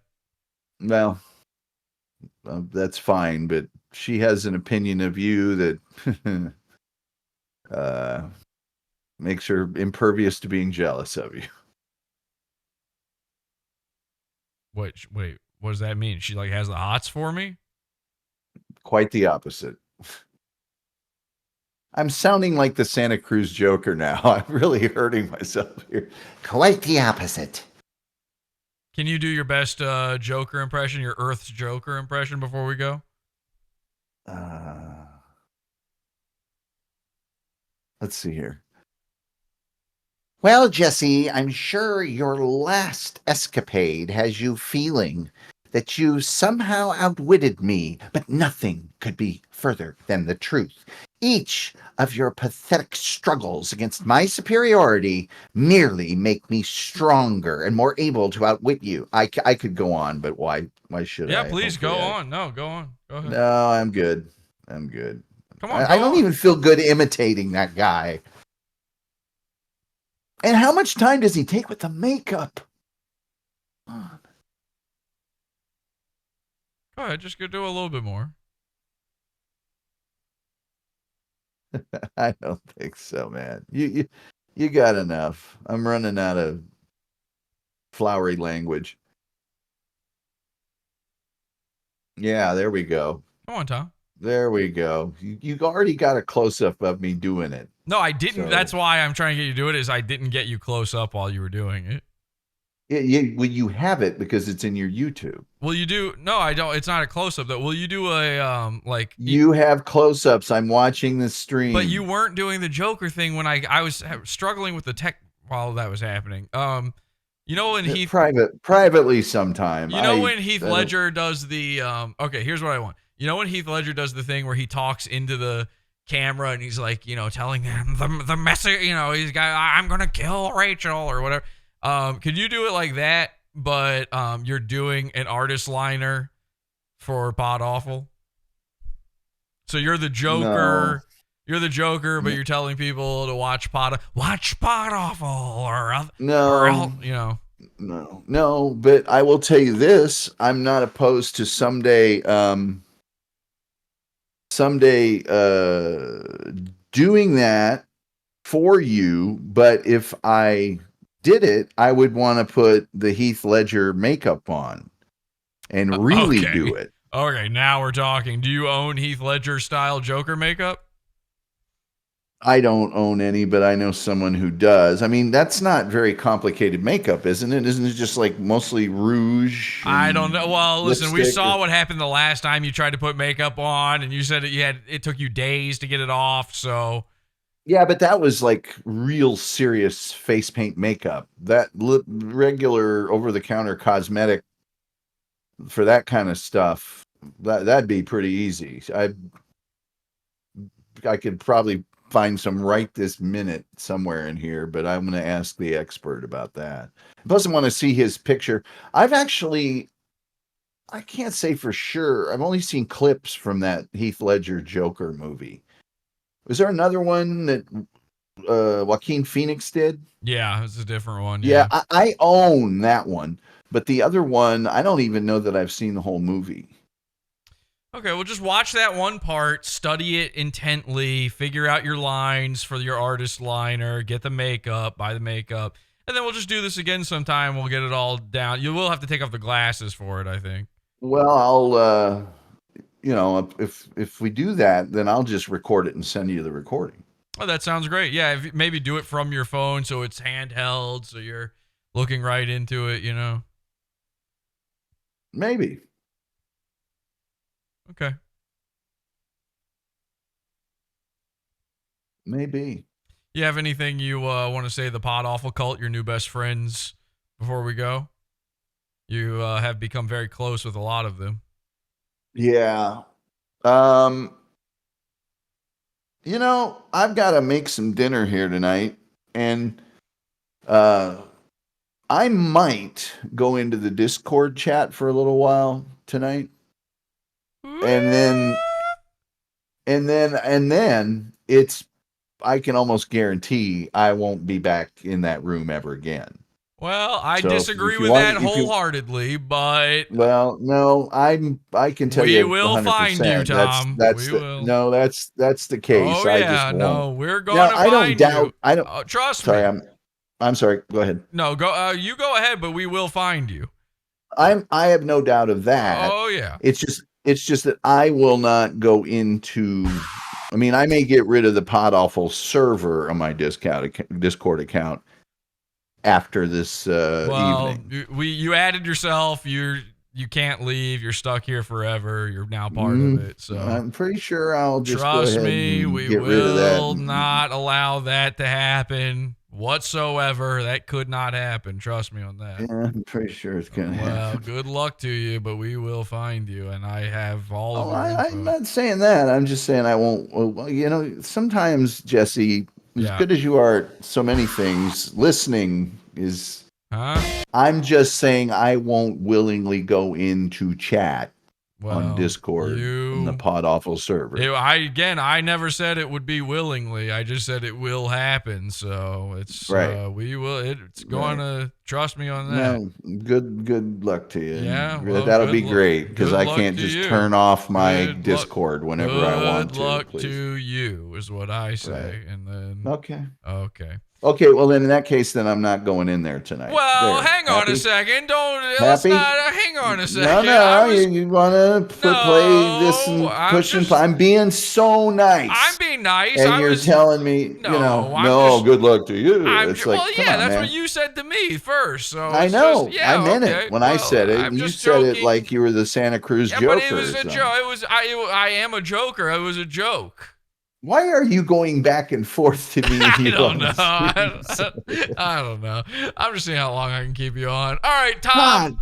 Jesse, I so wish someday that you could quit being PodAWFUL Jesse, because I think we could have a lot of fun.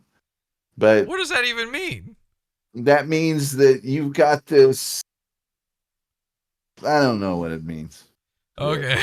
Yeah, I think that's true. I don't think you do know what that means. No, it's one of those things like you can't describe it, but you know what it is. You know what I'm saying? No.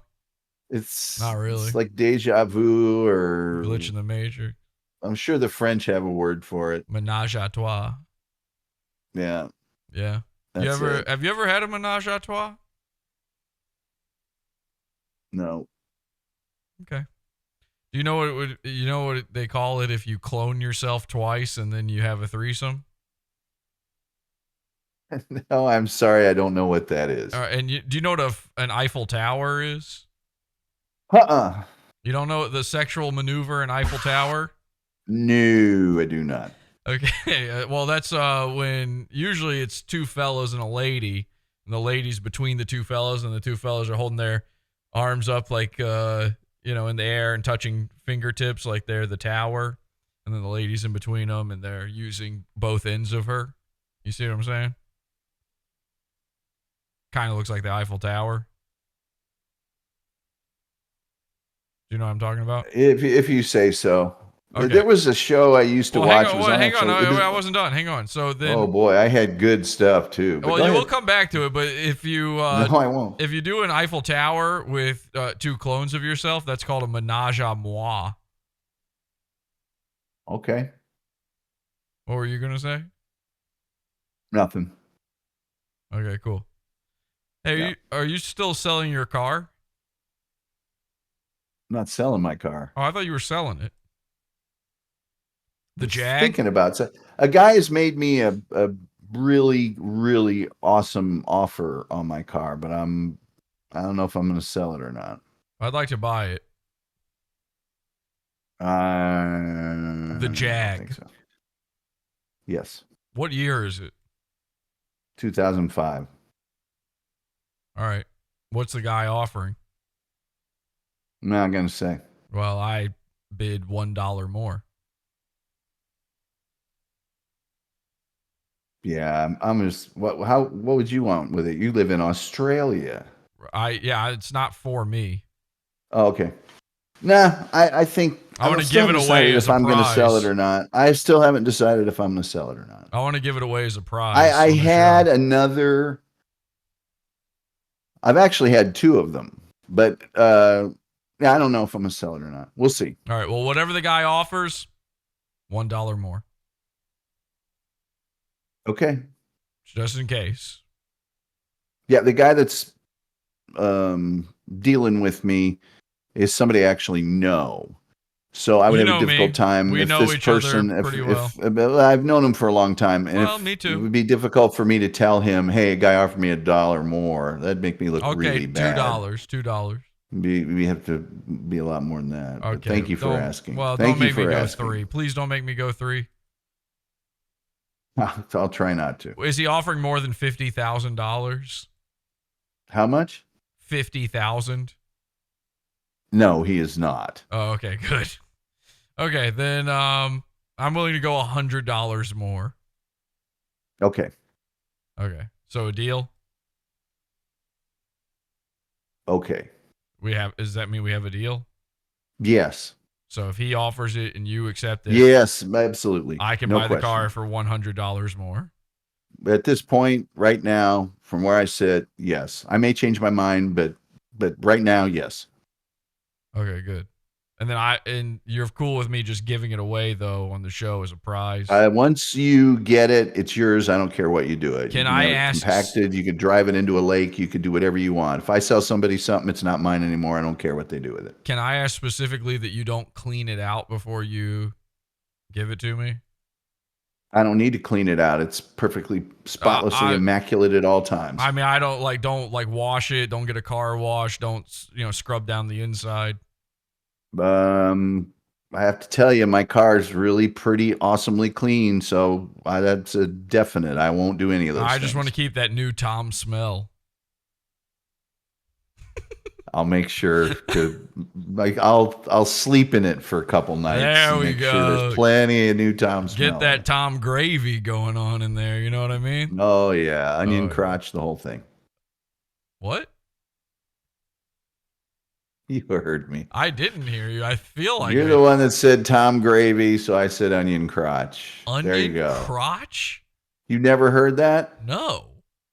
You didn't play sports. No. Yeah, it's just a slang term. No, I played one sport. Let's dwell on it. I played one sport. Let's dwell on it for a while. Didn't you tell me you ran track or something like that? No. Okay. I don't think that's a sport. A lot of people don't. Yeah. Sorry. Running, not a sport. I know. Swimming, something you do so you don't drown, not a sport. There's a lot of them. True. That you could make that. I hate swimming. There's also some sports that people consider pastimes. It's like bowling. Not a sport. It's pastime. True. I do Yeah. like bowling, though. I do as well. I was Enjoy on quite a bit. I was in a league. Yeah, well, I've been in a bowling league before. I think Really? there's also things like there's people that have a lot of different theories on what's a sport. Oh, Like if yeah. you can't play defense, if you can't foul somebody, like golf. Golf is not a sport. No, You that's know, a thing you do to get away from your wife. You know? Yeah, that's the same thing. So Or away from your job as a surgeon. right. Those guys really don't like working. I wouldn't either if I was them. Yeah. Elbow deep in blood and guts. Yes. I had this discussion with a friend of mine just last night about the whole we were talking about all the people we knew, friends of ours that were surgeons that were extremely successful, but then all of a sudden stopped to do a different kind of medicine, and they all said it was the same thing. It's like, it's pressure packed. The malpractice insurance is incredible, and thank you. You're just dealing with blood all the time. So, Hell yeah, brother. Well, I think this has been a rousing success of an episode. yeah, I bet you do. How many sound effects or pieces of music have you played that I can't hear? I would hope you could hear them all. I'm really pissed that you couldn't I know. hear shit. I know. But Oh god, is that the Flintstones bone bonk on the head? Yeah, I a think man it of is. culture, I see. Yeah. How about this one, Tommy? How about this one? Tell me what this one is. You ready? You know what that is? Is that like when It sounds like it's a cartoon sound effect, but I don't know what it is. It's maybe I don't know what it is. Well, one day you'll know. I bet. I'm waiting for the other shoe to drop at all times with you, Jesse. I'm not. What does that mean? I haven't done anything bad this whole time. I know. Well, you never think you do anything bad. True, and I'm right. From your viewpoint, I'm to no God's doubt ears. Yes, from your perspective, I have no doubt that you never do anything wrong. Not morally, no. Not in any way, shape, or form. No. Why would I do any that? universe, parallel universe, you are 100% always correct. Well, if it's parallel, then yes. Well, parallel, non-parallel, doesn't matter. Non-per I am 100% certain that you at ever all eat times a non-per-eel? I'm sorry? You ever eat non-per-eels? Not that I'm aware of, because I don't know what that means, but I'm sure that at all, I don't know what that means again. I am 100% sure that you at all times feel you are doing what you think is correct. Yep. There's another noisy noise.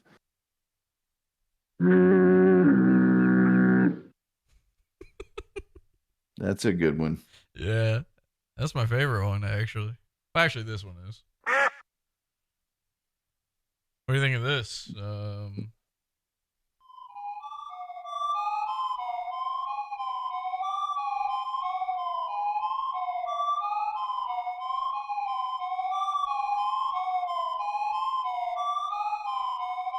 How about that? That's breathtaking.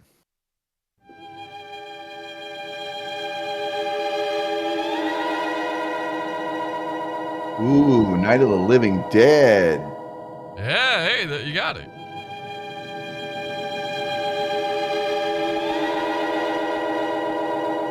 They're coming to get you, Barbara. Yeah, that one's right there in the trailer. Yeah. I like it when you show me and play that as if I'm.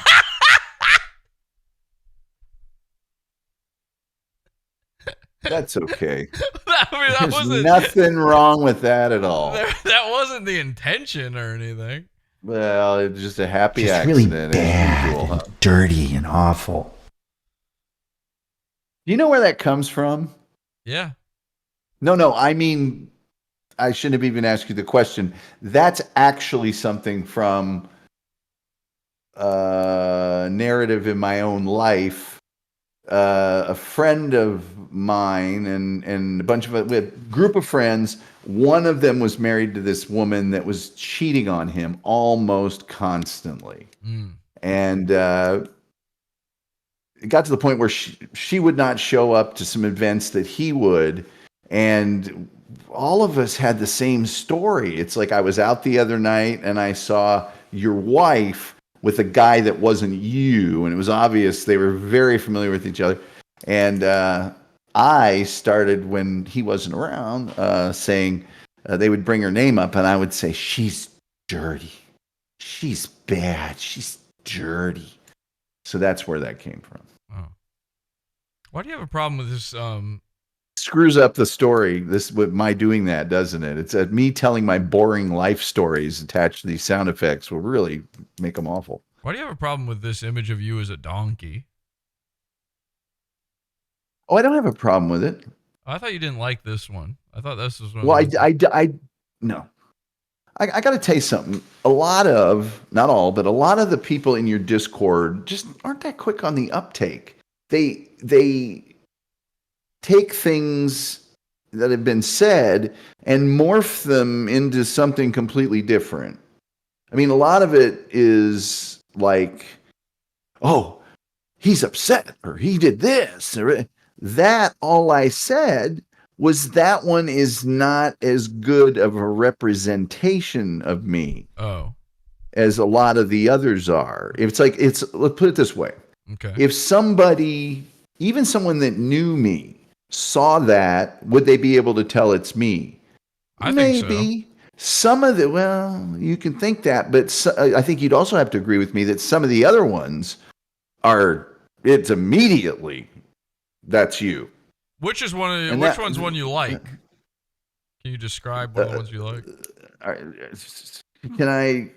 Can I be relatively certain that you will immediately put it on the screen? Yeah, that's what I'm trying to do. Yeah. Then I don't know if I want to go through that. Well, that's why I'm asking. I'll tell you what. Like. I'll do one of them. Because if you're going to go through a bunch of them, I don't need to be. No, here I'm just going to do the one you like. That's it. Okay.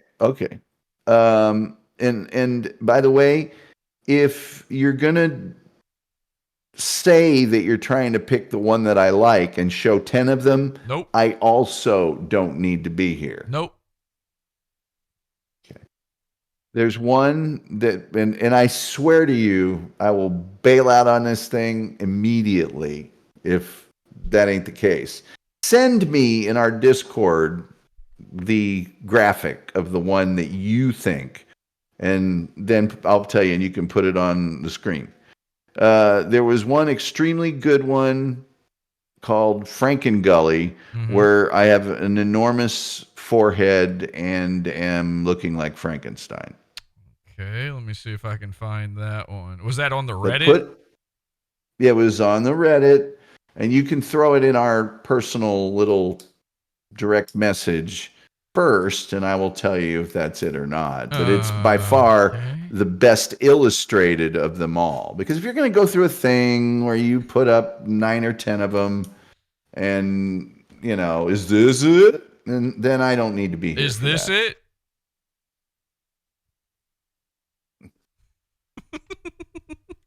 Okay. No, that would not be it. Okay. I'm not gonna show that is horrifying. I don't even know what. And by the way, why is that on my subreddit? That's you. That's supposed to be you. You're kidding me. I'm not. They tried to make you with that one. Lynette Miller. Oh, sorry. That was easy. That's from your. That's just somebody posted a clip from your show. I'm trying to find the one you're talking about. I know.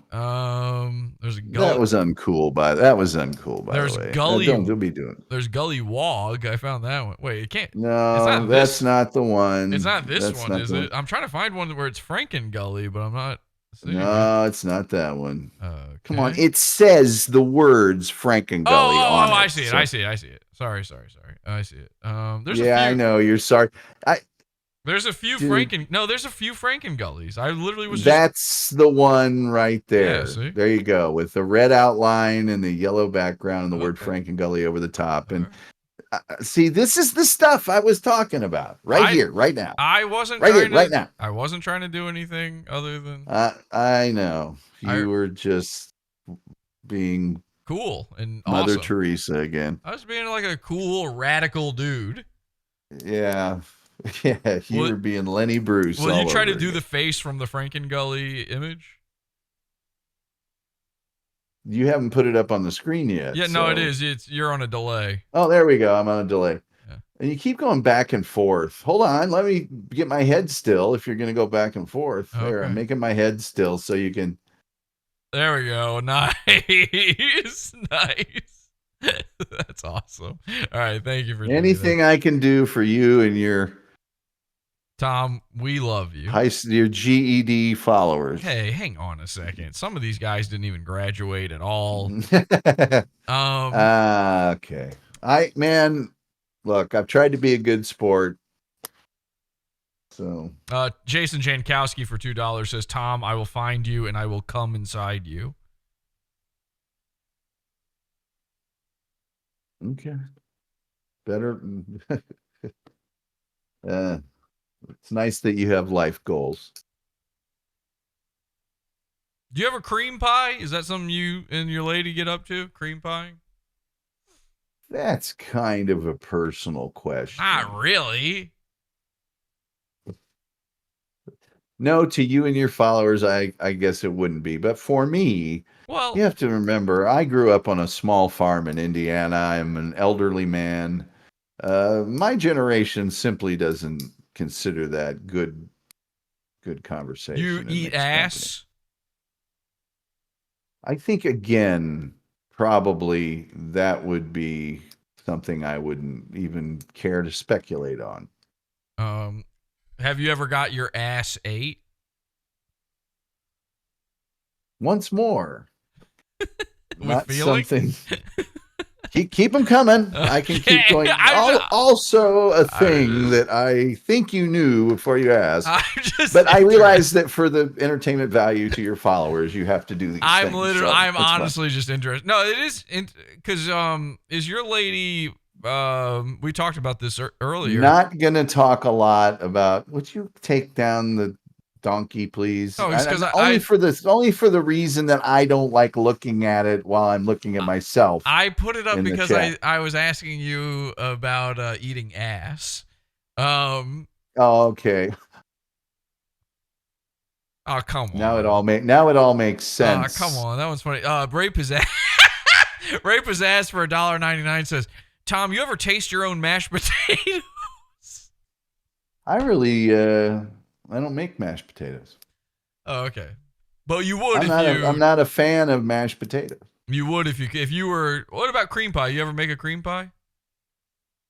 Not a fan of. I don't understand how on Gilligan's Island that their only seeming source of nutrition was coconut cream pie, and I don't know that I've ever even had. I'm also not a fan of pie. So no. Okay. No, I was just thinking about this because we were talking about it earlier in that news story you brought up. Is your lady, post-menopausal? Not gonna discuss. I just didn't know if she was old enough to have been through menopause. That's it. I don't even know what that age is, frankly. I think it's like 45 to 50. I don't know. I really don't know. And if I did know, I wouldn't ask her. If she is post-menopausal, you could... I wouldn't tell you. You could do all internal all day with her. It wouldn't matter. There's no, risk of pregnancy. Yeah, not a subject then. Did you ever have your tubes tied? My tubes? Are you talking about a vasectomy? Yes. No. I'm Catholic. Heyo. Jason Jankowski for $2 says, Tom, are you a recycler? Also, I'm watching you. Do you recycle? I don't understand what those two things have to do with each other. They're two separate thoughts. If you're in the chat room, it's likely that you would be watching me. Yeah. Einstein. If you're asking me if I recycle my trash, I put certain things I put in certain bins, because if you don't, the trash guys get all bent out of shape and they don't take the trash. Okay, well, I think that's all the questions we've ever had for you. Tom Gulley, ladies and gentlemen. You can catch him over at the Tom Gulley Show on YouTube, or if you're in the Dallas, Fort Worth area, you can listen to Tom on your radio dial at... Wouldn't you like to know? Well, we got a lot of fans in Texas. I mean, AM. Well, Texas is, I think how radio stations we have a work. lot of fans in. They don't go over the entire. We have a lot of fans in the Dallas greater area, the tri-states. We have. Go ahead. I would say if they don't already know, then they're probably not somebody that would listen anyway. Oh, but that may, if you're AM, a lot of people don't think you to even tune it over to the AM, Yeah. Again, they wouldn't be someone that would listen anyway. But they would. I think people are interested. I think they would actually want to hear it. I don't think they would. So I mean, as much as I realize my show might not be the most entertaining thing in the world, what I do currently on the radio is, I don't think it's a draw. Well, okay, but I think they do want to hear you. So, but I'm not. You guys know. Let's not be silly here. The reason I don't give out that sort of information is I don't want the hassle. Because I know any personal or that kind of information I give out is just going to get me more nonsense. Okay, those of you in the Dallas So area. had that not, and had none of that been done a long time ago, I would be able to freely give all that information out, as I have my whole life before encountering you and your followers. Thank you. Yeah. So if you're welcome. Congratulations. If you're in the Dallas, Tom, nobody wants to mess with you. We just want to hear you on the radio. Would it interest you to know that I had somebody get messed with before this show even started today? What happened? What does that mean? Someone that I know got called on the phone. Got nothing and to the do with us. message left was, Jesse's gonna kick Tom's ass tonight. That did PODAWFUL not happen. rules. That did not happen. That did happen. It was left on an answering machine. The fact that did happen, and it was played back to me. I'm not blaming you for that. I went ahead and did the show, but I'm obviously not pleased at that. What time did that happen? I got the call at what time I got the call about it. I want to know if it happened. I can't say for sure because the person who got called was on another call, and it was left as an answering machine message at 3:42 my time. So that would have been 4:42 Eastern. Okay, so all right, you know what that was? That was somebody trying to get you to not do the show. And here's why. Here's why I know that for a fact. Number one, you're in our Discord, which somebody who is not familiar enough with what's going on wouldn't know that. Nobody in our Discord is going to be calling you right now. I didn't say it was in No, I'm just saying it's not, this is obviously not like some sort of PODAWFUL approved sort of thing happening. Jack Hanna-Barbera just said I did that. Hey, Jack, remember when I said people could be rebanned? I think he's just lying, but I think he's joking. I hope not. If that's true, Jack, then I'm banning you from our Discord. But here's what I think. The reason I asked you what time is I wanted to know if it was after I had posted that this episode is happening, which it is. In fact, it sounds like it's right around the time that I posted that this episode is happening, which means that they were trying to prevent this episode from happening to begin with. They've been sitting on your number just in case, or your whoever's number, just in case, to try to make this happen. And this is a hater who's doing this sort of thing. This is somebody who doesn't want PODAWFUL to succeed and doesn't want us to be friends. This is somebody who sickens me. And I want to say this right now, and I say this with no hint of irony whatsoever. If you are ever caught, you the listener, are ever caught doing anything like that again, anything even in that purview, ever again, you are persona non grata around PODAWFUL, because as far as I'm concerned, Tom Gulley is a friend of the show.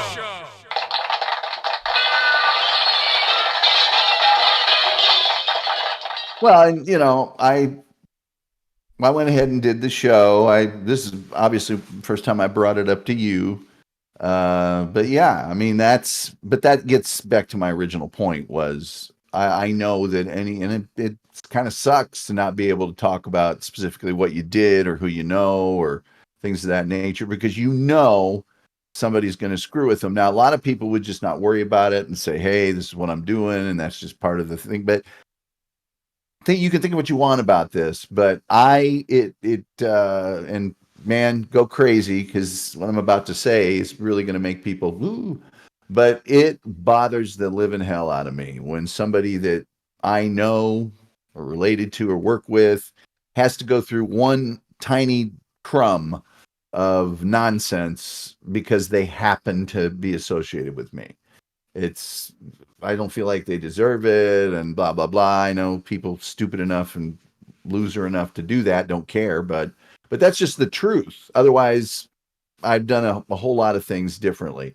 I would have approached doing my show a lot differently. A lot of the reason I don't put any effort into my show is why bother? Don't make a bigger show, then there's just more people to do that sort of thing. But whatever did happen, and I know that if my address ever got out, if my phone number ever got out, all that kind of stuff, all my workplaces know that if people are calling for me or about me, they've got plans for that. I've already let them know, but whatever. Well, Jack Hanna-Barbera confirms he was kidding in the chat room. It wasn't him, but and I tend to believe that. But let me just end it by saying this, Tom. We love you. We appreciate you. We want the best for you. We want you to succeed. We want you to keep doing the Tom Gulley Show. We want to be your friend. And I know we've had our differences in the past, a lot of it over some misunderstandings, a lot of it over some bad jokes. But I think that's all behind us now. I think we're at a new precipice. We are standing upon a new dawn. I think that's true. With hope, good morning.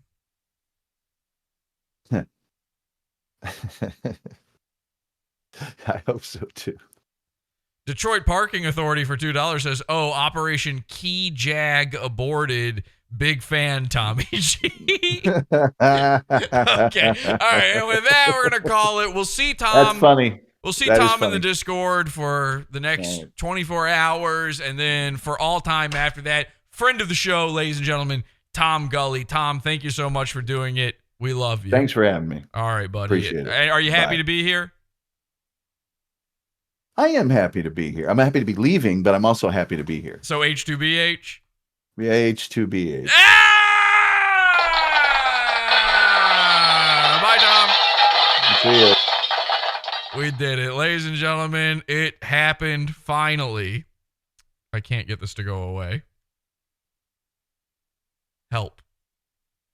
Why can't I do anything? I can't grab this. Now it's just an image on the screen. Discord's become an image. Okay. And there, we fixed it. We fixed it. Woo! Oh, boy. A lot of people did not want this to happen. A lot of people were against the marriage of Gulley and Jesse, but it happened. Tom Awful is real, and I've known it since the first day we ever saw Tom. Since the first time we ever asked him, is this live? I told him one day I would meld his show with mine, that I would truly own the Tom Gulley Show, and now, as you can see, it's officially true. Shout out to Tom Cruise. Shout out to Lady Gaga, to Quentin Tarantino, and all the spiders in chat. And until next time, have an awful day. Join the Pizza Fund, PODAWFUL.pizza.